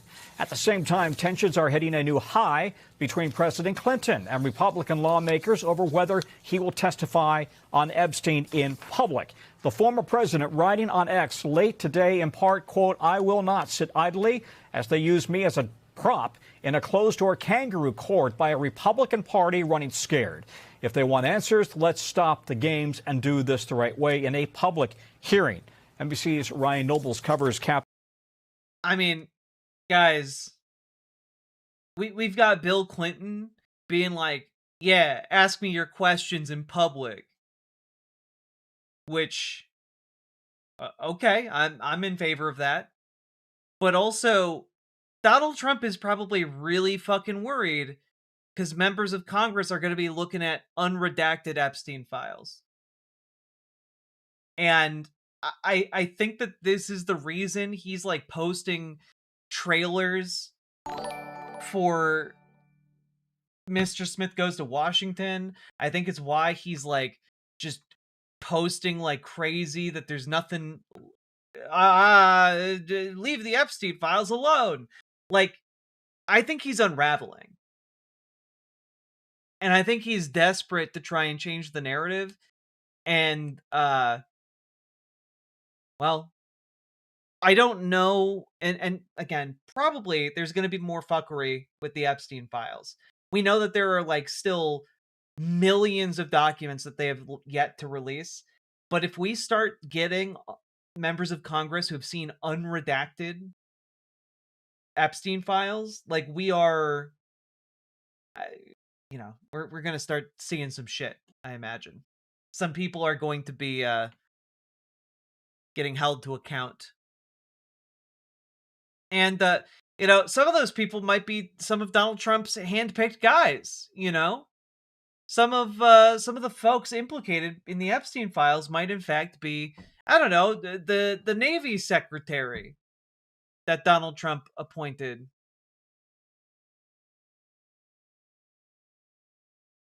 Just to name one.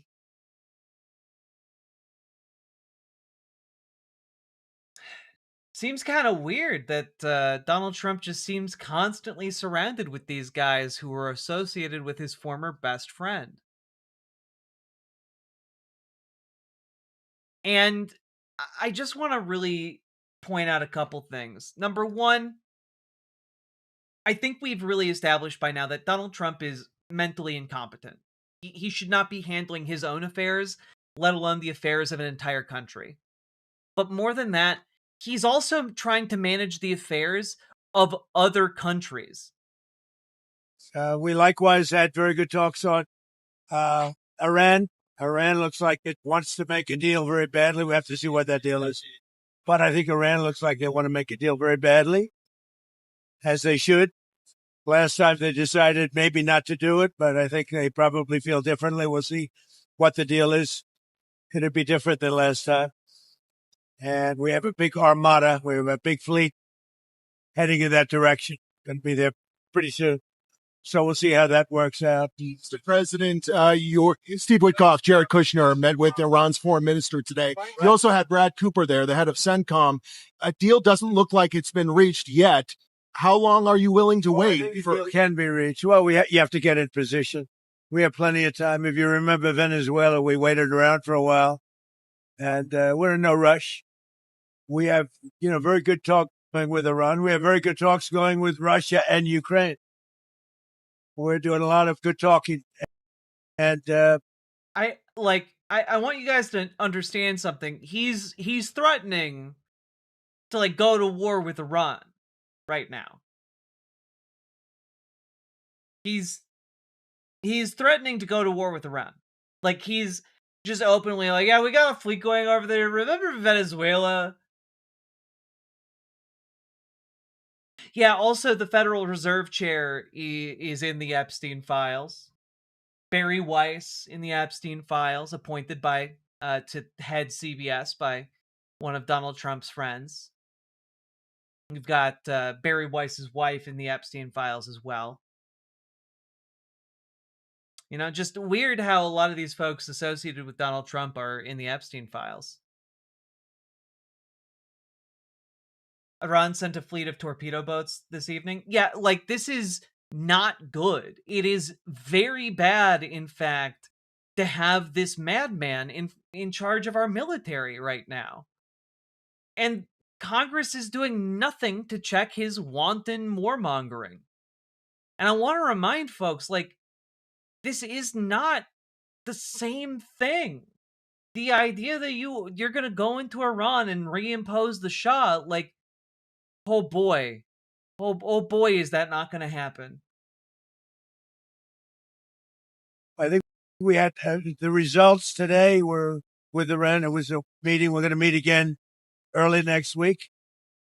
And it's all posturing for some better deal. I don't think it is posturing for some better deal, is the thing. I think that this guy thinks that what he did in Venezuela was super cool. And that's why when he's talking about how good the talks are going, he's also slurring out that, like, we just need a little bit more time for the fleet to get into position. Like, I think that in this particular case, he's not posturing for a better position. He's going to try some shit with Iran.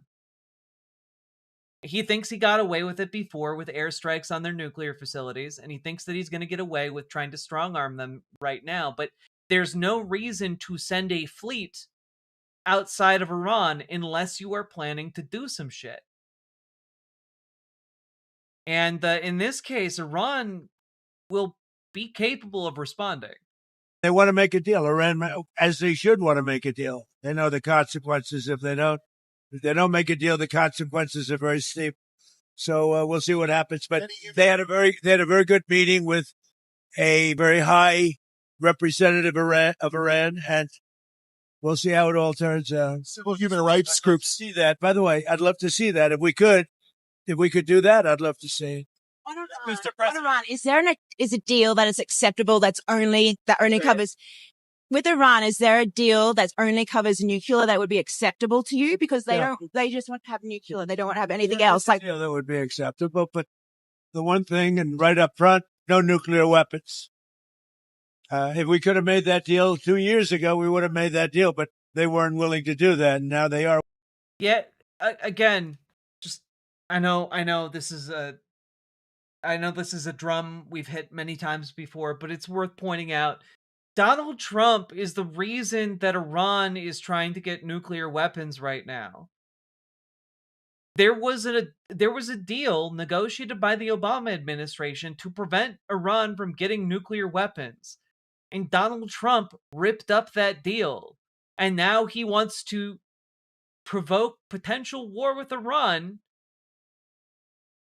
while feigning building a new deal for no reason other than to flatter his own vanity. Willing to do it. So they're willing to do much more than they would have a year and a half ago, or even a year ago when don't forget, we've only been doing this for exactly 1 year.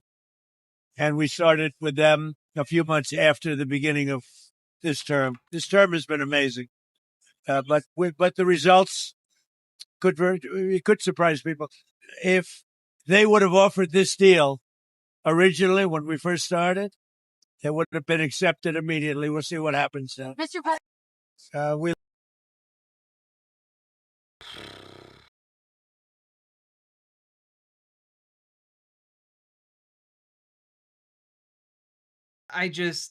With someone this mentally unstable, I am deeply worried about potential tragedy. I'm deeply worried about mass loss of life. And,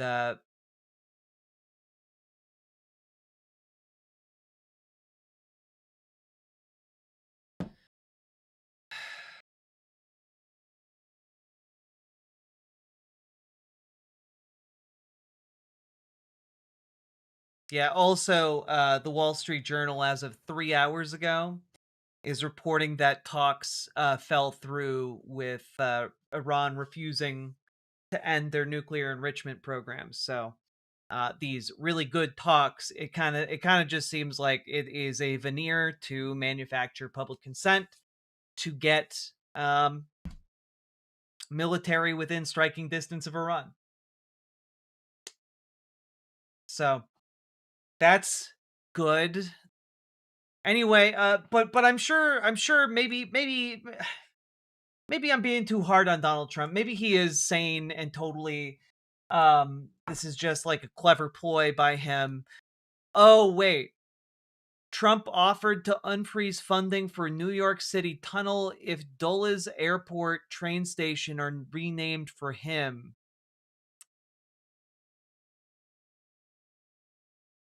He's literally threatening to cut off funding for places that don't suck his dick.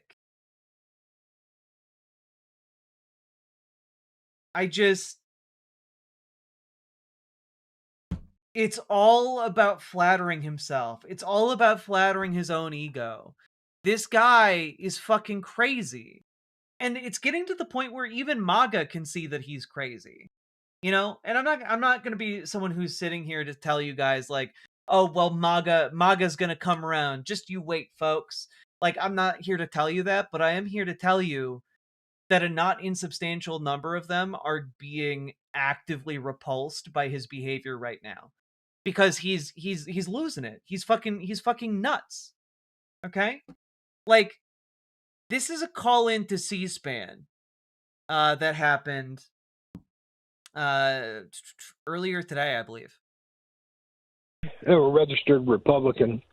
My dad was the president of American Pipeliners Association, so I came by it rather naturally. Voted for the president, supported him, but I really want to apologize. I mean, I'm looking at this awful picture of the Obamas. What an embarrassment to our country. All this man does is tell lies. He is not worthy of the presidency. He takes bribes blatantly, and now he's being a racist blatantly. They were supposed to deport the dangerous criminals. They were not supposed to go after small children, storm schools, bring terror upon, the little kids and the women and children, not just the immigrants in the school. All the children are scared. This is not a decent man. This is not an honest man. He openly takes bribes. He's pathetic as a president, and I just want to apologize to everybody in the country for supporting this rotten man. John, did you vote for him in all 3 elections? I did. I was sucked into the stupidity of creating jobs, and there are no more jobs in New Mexico. Things are worse than they were before. You cannot find a primary care physician. Our governor just passed some laws to try to help. If you are a young physician, we want you in New Mexico. Come here. There's a great need. I'm a registered Republican. I mean, like, it sucks. But remember what I was telling you at the very, very beginning of all of this, which is that the big wake-up call for these folks is when they start feeling the pain.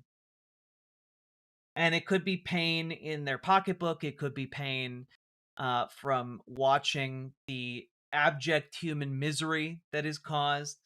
But pain is a de-radicalizing, or rather maybe a radicalizing agent, but against the causer of the pain. But like, that is what it will take for a lot of these folks to have their come to Jesus moment. Unfortunately, like, it'd be really great if reasonable like argument could achieve this type of a turnaround, but like, for some folks that is what it is going to take. And it's, again, deeply unfortunate. And there's also there is going to be a section of the population that never leaves him, because he's doing exactly what they want him to do. He's being exactly as racist and as horrible as they want him to be, because they are also racist and horrible. And I will just say that, like, I'm not saying with this that you should bank everything on the de-radicalization of MAGA Republicans. You shouldn't. But what I am saying here is that this is how deranged this man has become.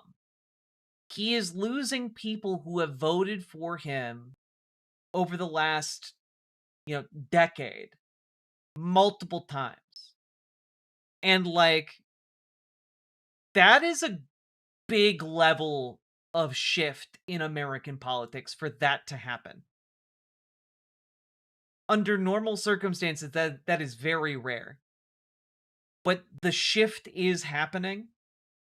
And that shift, I want you all to understand, is not just happening to Republicans. I use this as an example of how profound that shift is because it is happening to independents, it's happening to moderates, it is happening to the leftists, the liberals.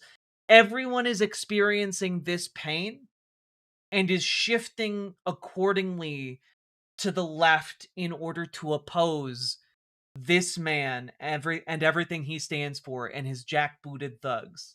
Okay? And so, yeah, not everyone can be saved, for sure, Hammock. For sure. For sure.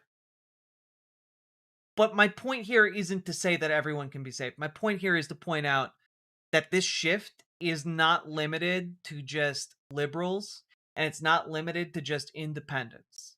It's also happening for conservatives. And it ties into what we're seeing out of places like Tarrant County, right?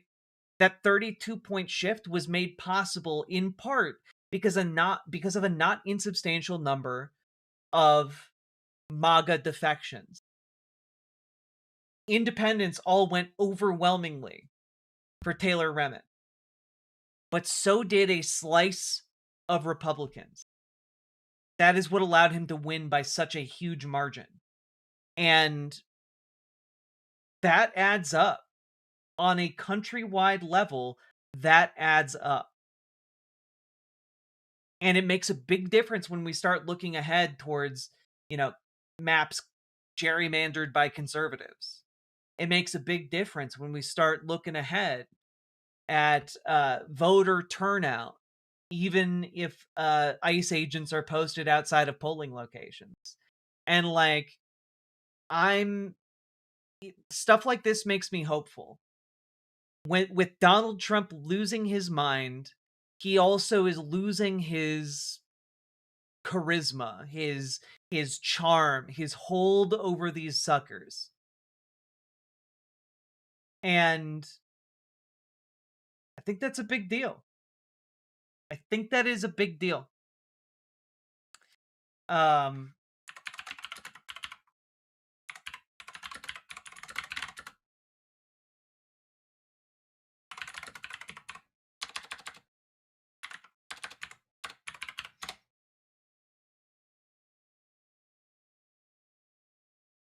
Just see, I can pull this up real quick.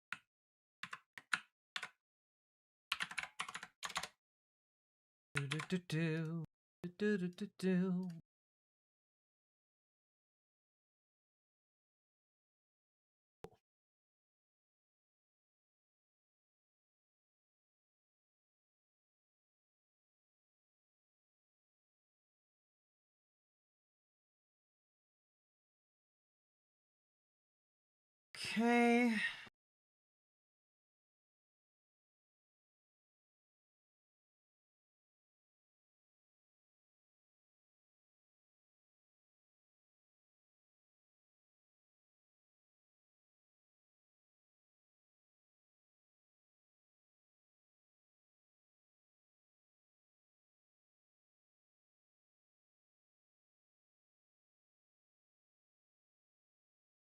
Yeah, okay. Republican approval of Donald Trump has dropped from 90 points to 76 points, according to Quinnipiac.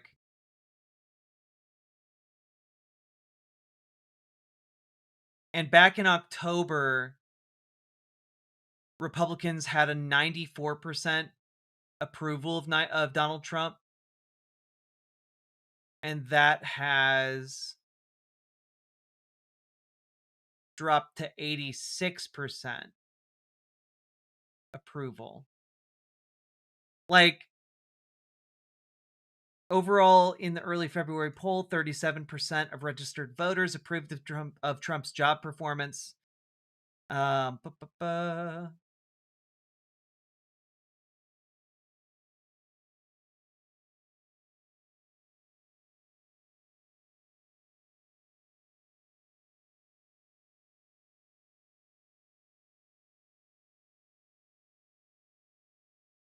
Yeah, he also, like in the October polling, he had a 4% disapproval. Now it's up to 10%, which doesn't seem big, but like we're talking about more than doubling the dissatisfaction among his base, which, that's not huge numbers, but it is enough numbers if they are, you know, if we're looking at pulling folks away from the Republican Party, or at least pulling them away, not necessarily to vote for a Democrat, but to just not vote at all. 76% is still fucking insane, though. It is insane, but keep in mind, like 76% is, well, for the MAGA cult of personality, pretty goddamn low.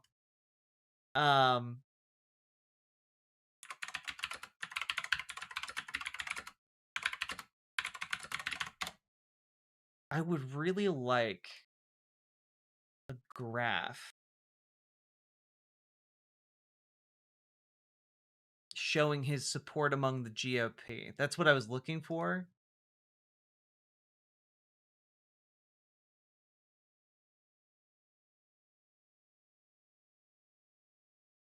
Yeah, you know what? This is actually a really good base. So, using this as just kind of a baseline from January of 2025 to July of 2025, as you can see, his approval rating doesn't really slip all that much. He's in the 90s, 91 to 89. But when we're for Republicans. So I say that because the drop in approval from 89 to 76 is actually huge for this group of people. It takes a lot to get movement out of them. When you, for the first 6 months of his administration, see almost no movement. That's crazy. That's crazy stuff.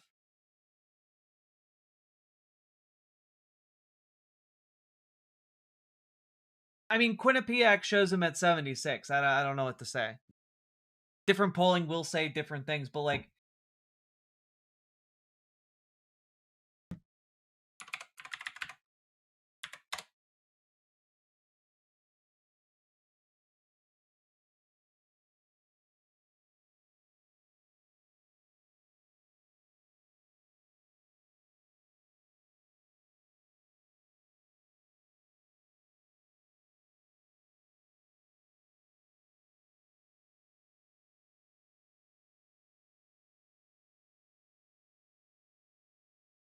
yeah. Look up the numbers for independents. Oh, he's getting slaughtered when it comes to independents.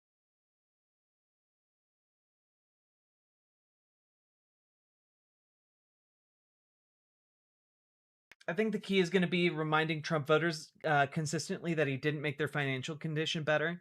Yeah, I would say pointing out that he actively made their financial position worse is probably going to do okay. Like he's lost the independence, and I don't think he's getting him back. I don't think he's getting him back. And I would further go on to say that I think perhaps with the dichotomy that we're seeing among MAGA folk is that conservative MAGA people who live in or around cities, because they do exist, I think they are being radicalized against the administration because of ICE. Because of ICE, because of the blatant bribes he keeps taking, etc. Like, I think it is hard, just from what I've seen here in Minneapolis, it is hard for conservatives who are connected with folks who are in cities sending their kids to school.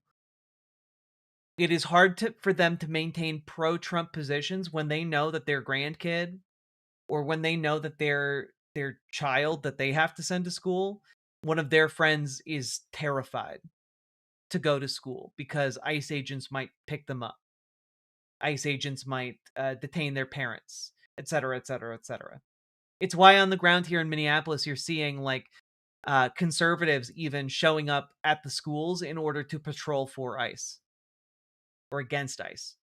Yes, the suburban mom who is MAGA, but, you know, gives a shit about their kid.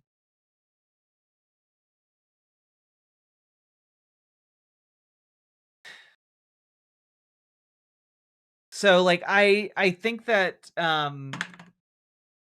that polling of, you know, urban MAGA might not be huge in number, but I think that it might be significant enough to play a role in the elections. Oof. Sorry, I'm stumbling over my words a little bit. It is very late. It's 5:30 in the morning here. Yeah, he bombed places instead of helping you. He built a ballroom instead of helping you. He killed citizens instead of helping you. He supported a genocide instead of helping you. He got a plane from Qatar instead of helping you. Exactly. You know?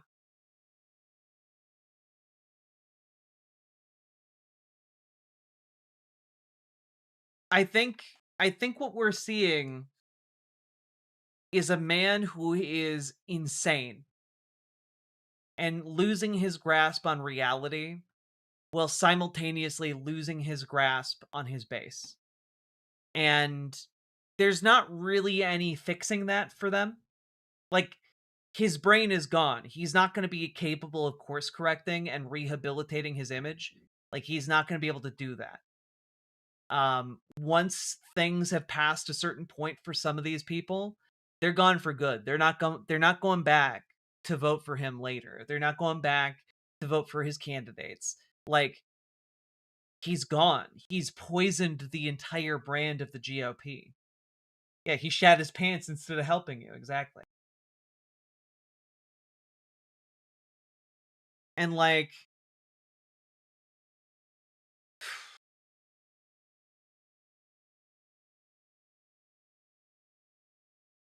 I'm just worried about the amount of damage that he and his cronies can do on the way out.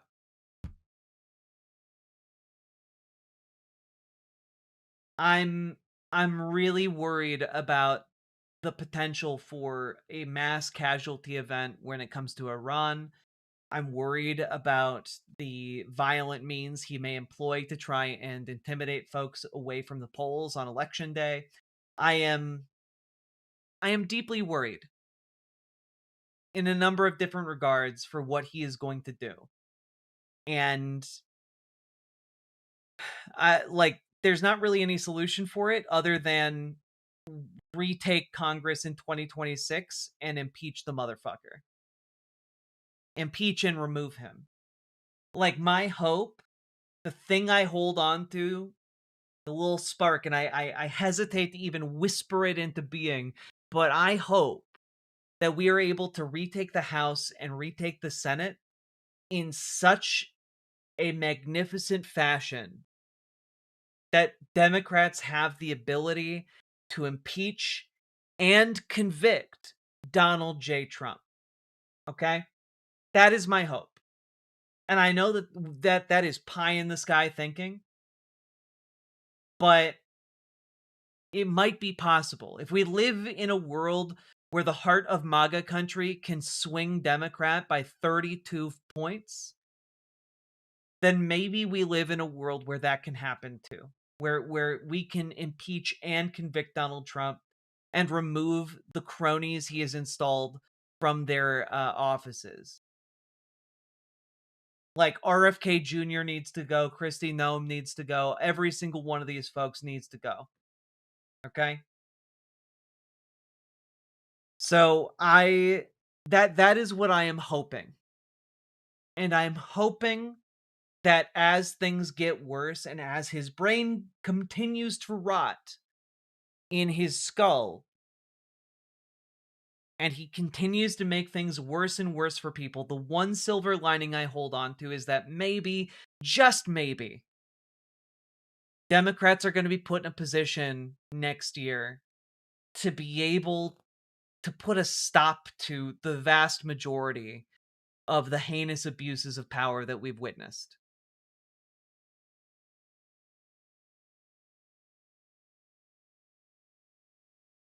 Jack, impeachment of Trump isn't the solution. I didn't say it's the solution. What I said was, I hope that it happens. Like, the thing I'm concerned about, and the thing I'm worried, I guess, that people didn't absorb here, is that there is a grievous potential for harm. That every second, every day that he is in power gets more and more likely. And that reality needs to be brought to an end. And if we have the ability to bring that to an end, then we have the ability to remove some of the worst offenders that are currently actively harming me and you and the people we love. Like, I understand that it is not going to be sufficient to just remove Donald Trump. I understand that. I literally do a show every fucking day about how that's not enough. I literally have armed dudes in my street, like, shooting people. I'm afraid that when my partner goes to work, I'm not going to see her again. So yeah, I fucking understand that removing Donald Trump is not going to be sufficient. That there is going to be another degree of accountability that we're going to need to see for every single person from the top to the fucking bottom that is involved in this, involved in ICE, involved in DHS, involved in this whole rotten system. I fucking understand. So don't just be like, oh, well, it's not going to be enough, as if that's the only thing I've ever advocated for. Like, I'm sorry. It's frustrating. As if I don't get on this show every day to advocate for more.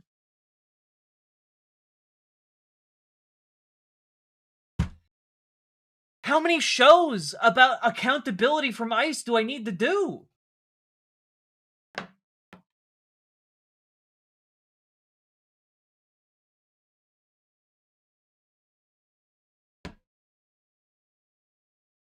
You didn't read the rest of the comment I made? I did, I just didn't read it out loud. But if it will make you happy, I'm happy to read it out loud. Jack, impeachment of Trump isn't the solution. The core problem is the institution and enabling within it all. They all need to be held accountable. Proper accountability, not just a slap on the wrist. Or sorry, do I need to read the other thing too? Not just a slap on the wrist, asterisk. There. It did not meaningfully change the rest of what I had to say. Which is that my hope is that we have the power to take him out of office and convict him of a crime. That's one thing. As if I don't talk about all the other things. I understand that impeaching him and removing him does not cause everything to be right again in the fantasy kingdom. I understand that.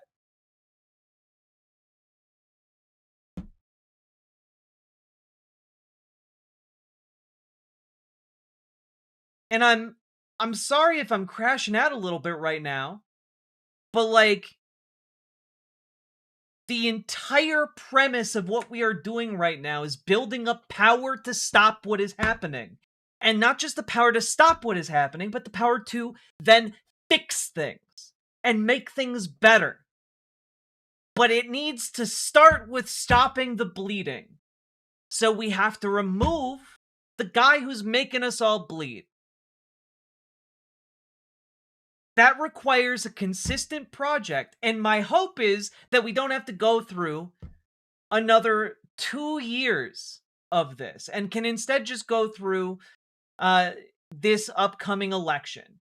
Because what I'm talking about, as Brent A. accurately notes, is triage. We are in a disaster situation.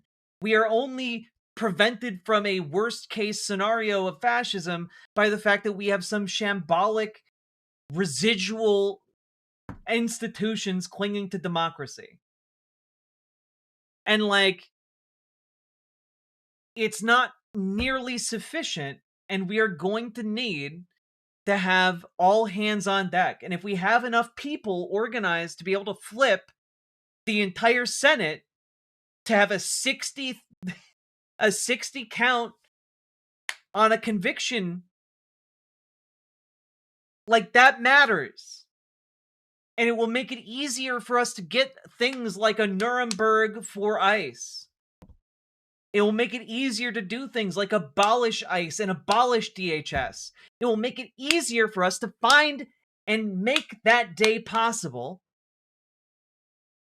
when accountability is handed to each and every one of these people who participated in the attempt on our democracy. And I'm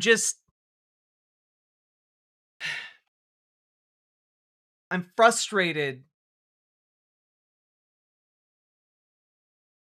as if removing this man would not make a difference.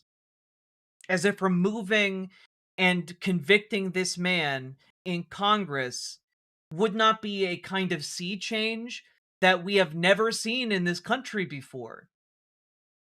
And would not then herald frankly, an age of doing something differently. An age of accountability, an age of progressive movement. And I'm frustrated.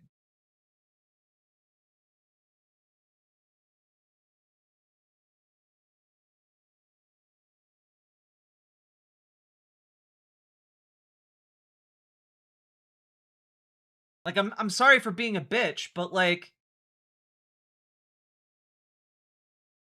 I'm sick of living under occupation in America. I'm sick of it. I'm sick of being scared and angry every fucking day.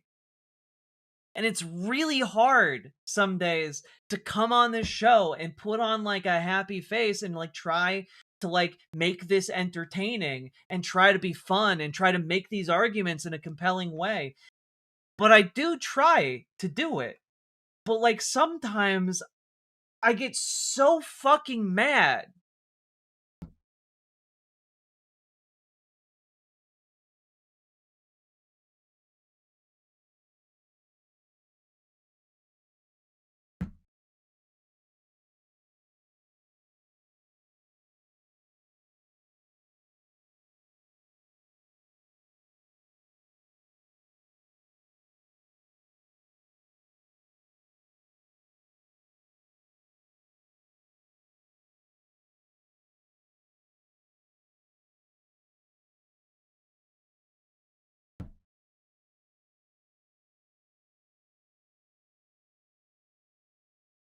Like,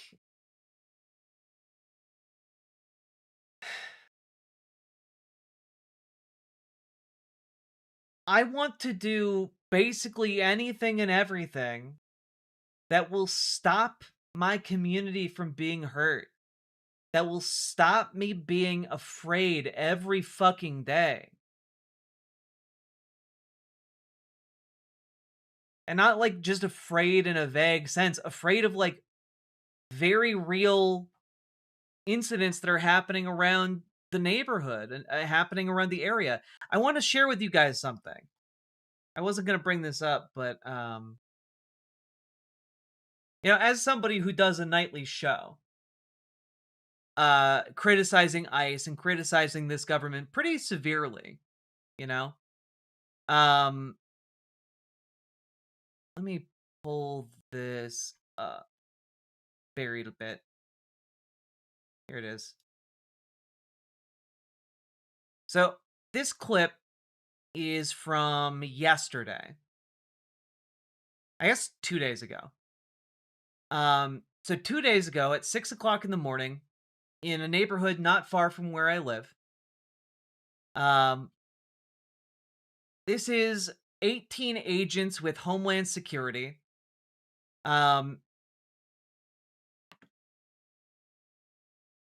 Just roll the clip. That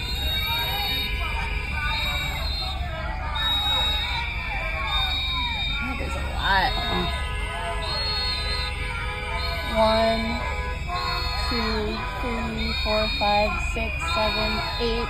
9, 10, 11, 12, 13, 14, 15, 16, 17, 18 agents. So that's 18 agents coming out of that building. Those agents smashed an apartment building window and then went into this building and brought out a guy. The reason that they did that is apparently because the guy that they grabbed was posting about being an anti-fascist.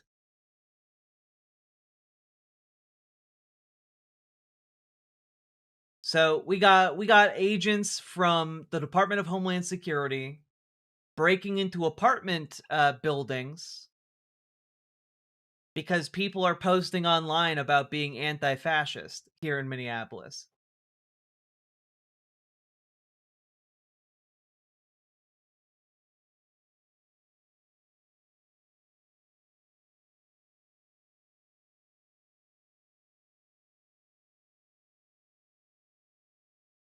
A citizen? Seems like it.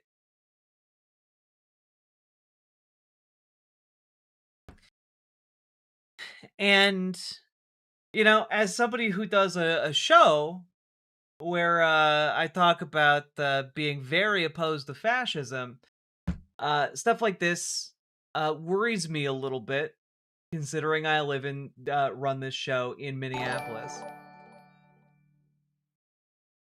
And I would just say pretty stressed out, to say the least. I'm not going to stop doing the show. I'm not going to stop advocating for what I believe in, but, like, it's scary. It's scary. Blowing whistles ain't going to get it done. I mean, you would be surprised at how often blowing whistles has stopped people from being abducted. It's also deeply frustrating to do this show day after day and to have people tell me that folks who are putting their goddamn lives on the line are ineffective. People are getting they're shooting people who are blowing whistles and recording them with their phone. Don't spit on the hard work that people are organizing to do on the ground here with your ignorance. Stop it. Stop it. I'm in empathy with you. It's difficult facing what is currently seeming like a steamroller bearing down. IMO Trump is just the wheel driver. Is just the wheel. The driver is the people who enabled him. Yeah, but also in the analogy, if you take the wheel off of the steamroller, it's going to stop the steamroller for a little bit. And, like, every minute that we can buy, every day we can buy is a big deal. You know?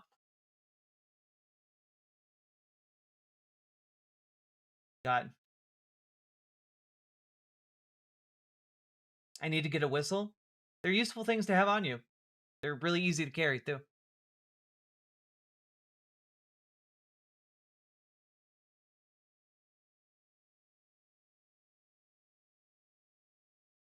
Like, the whistles have, again, saved entire families from being deported. Like, it's an easy, non-violent way to get these fuckers to run away.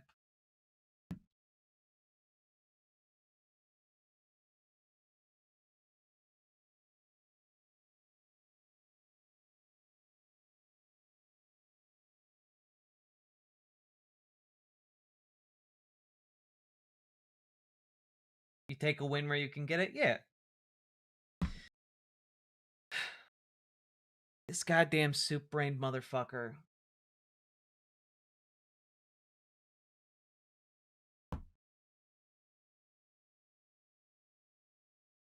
Some more news did a podcast where they talk about how effective the whistles and support networks are doing in the Twin Cities.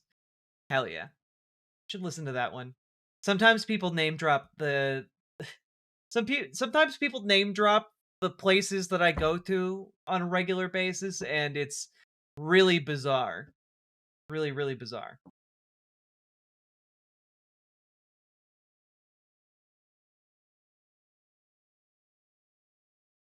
Jack, if it helps you smile even a little, you're outliving him. God, I hope so. I'll be really disappointed if I don't.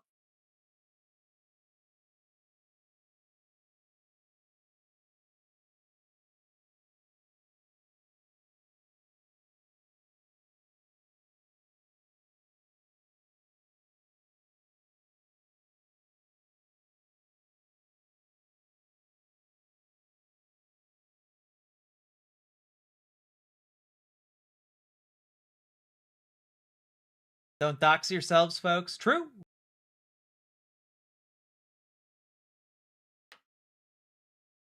Morbid thought, how long until they outlaw civilian ownership of whistles? I don't think they're going to be able to do that. They're already trying to argue in court that the whistles are weapons against the ears of ICE agents. It's really stupid and silly.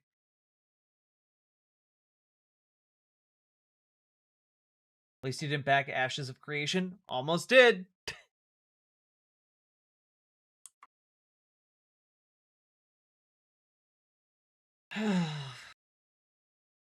God. Well, folks, I think I've reached the end of my ability to continue on for the evening. It is almost 6 o'clock in the morning here. I will be live probably again tonight, and I will also be, well, maybe we'll see. It is Saturday. Maybe I'll take a day off. But I will also say I will be live on Sunday for approximately 2 hours, and we'll be doing a fundraiser with Lumi Roo. So I hope you all will tune in. Remember, folks, hit that like button, hit that subscribe button, hit that follow button, and please consider supporting Stream financially because you guys make it possible. Also, I believe that over in YouTube chat, we launched our multi-tier memberships. You don't get anything additional for being a higher tier member, but maybe you get bragging rights, I guess. And depending on the tier, the feeling of a job well done. So, I don't know. Try it out, I guess, if you feel inclined. How about some good news, girl, before you go? Okay. Here's one piece of good news. Here is a sled dog in Greenland having a great time. We were filming with dog sledders in Greenland in the Arctic Circle when we realised that one of our cameras had gone missing. And Zhenya, AP's photographer, and I racked our brains. We looked high and low and we couldn't find it. And then we both independently concluded that a dog had probably taken it. We went back in the pitch black to the site where the dogs were to search. I saw some dogs running away from the point where we both thought we'd last seen the camera lying on the floor. There, amazingly, on the ground, was lying the 360-degree camera. And what's even more amazing is that the dog had hit record. In the footage, you can see the dog basically using Zhenya's $700 camera as a very expensive chew toy. It's chewing the camera and then it picks it up and runs with it and hides underneath a sled.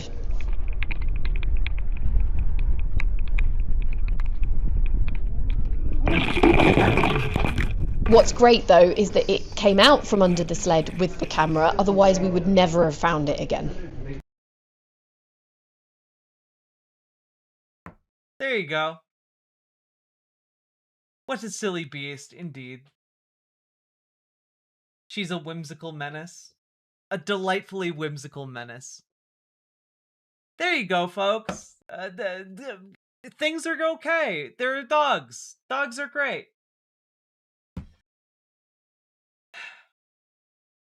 Good night, everybody.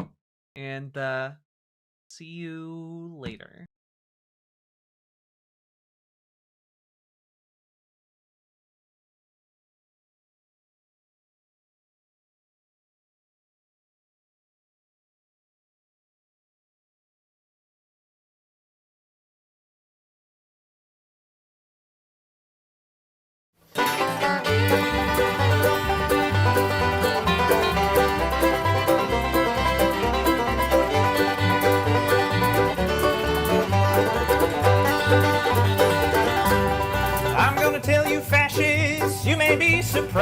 realize the people in this country are getting organized. You're bound to lose, you fascists, bound to lose.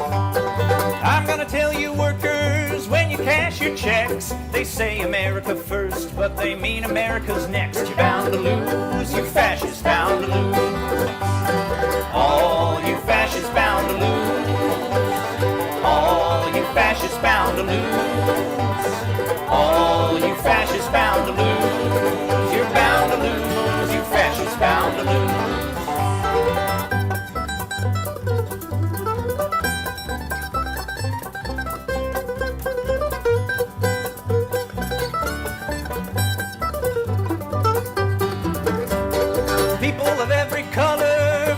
Side by side, marching across these fields where 1 million fascists died. You're bound to lose, you fascists bound to lose. I'm going into battle, gonna take my Union gun, and I ain't gonna lay it down till every battle's won. You're bound to lose, you fascists bound to lose. All you fascists bound to lose. All you fascists bound to lose. All you fascists bound to lose.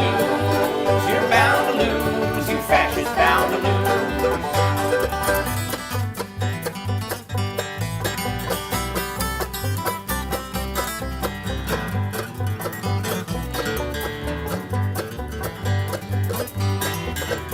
This hatred cannot break us, but I'm learning quick.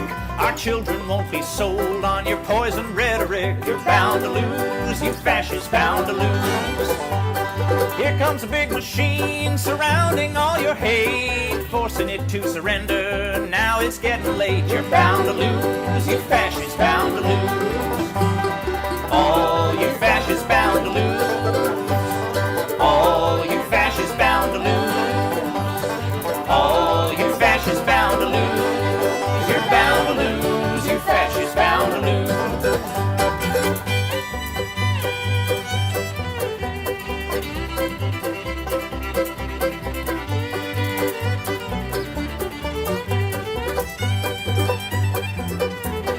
All you fascists bound to lose. All you fascists bound to lose. All you fascists bound to lose. You're bound to lose, you fascists bound to lose. You're bound to lose, you fascists bound to lose.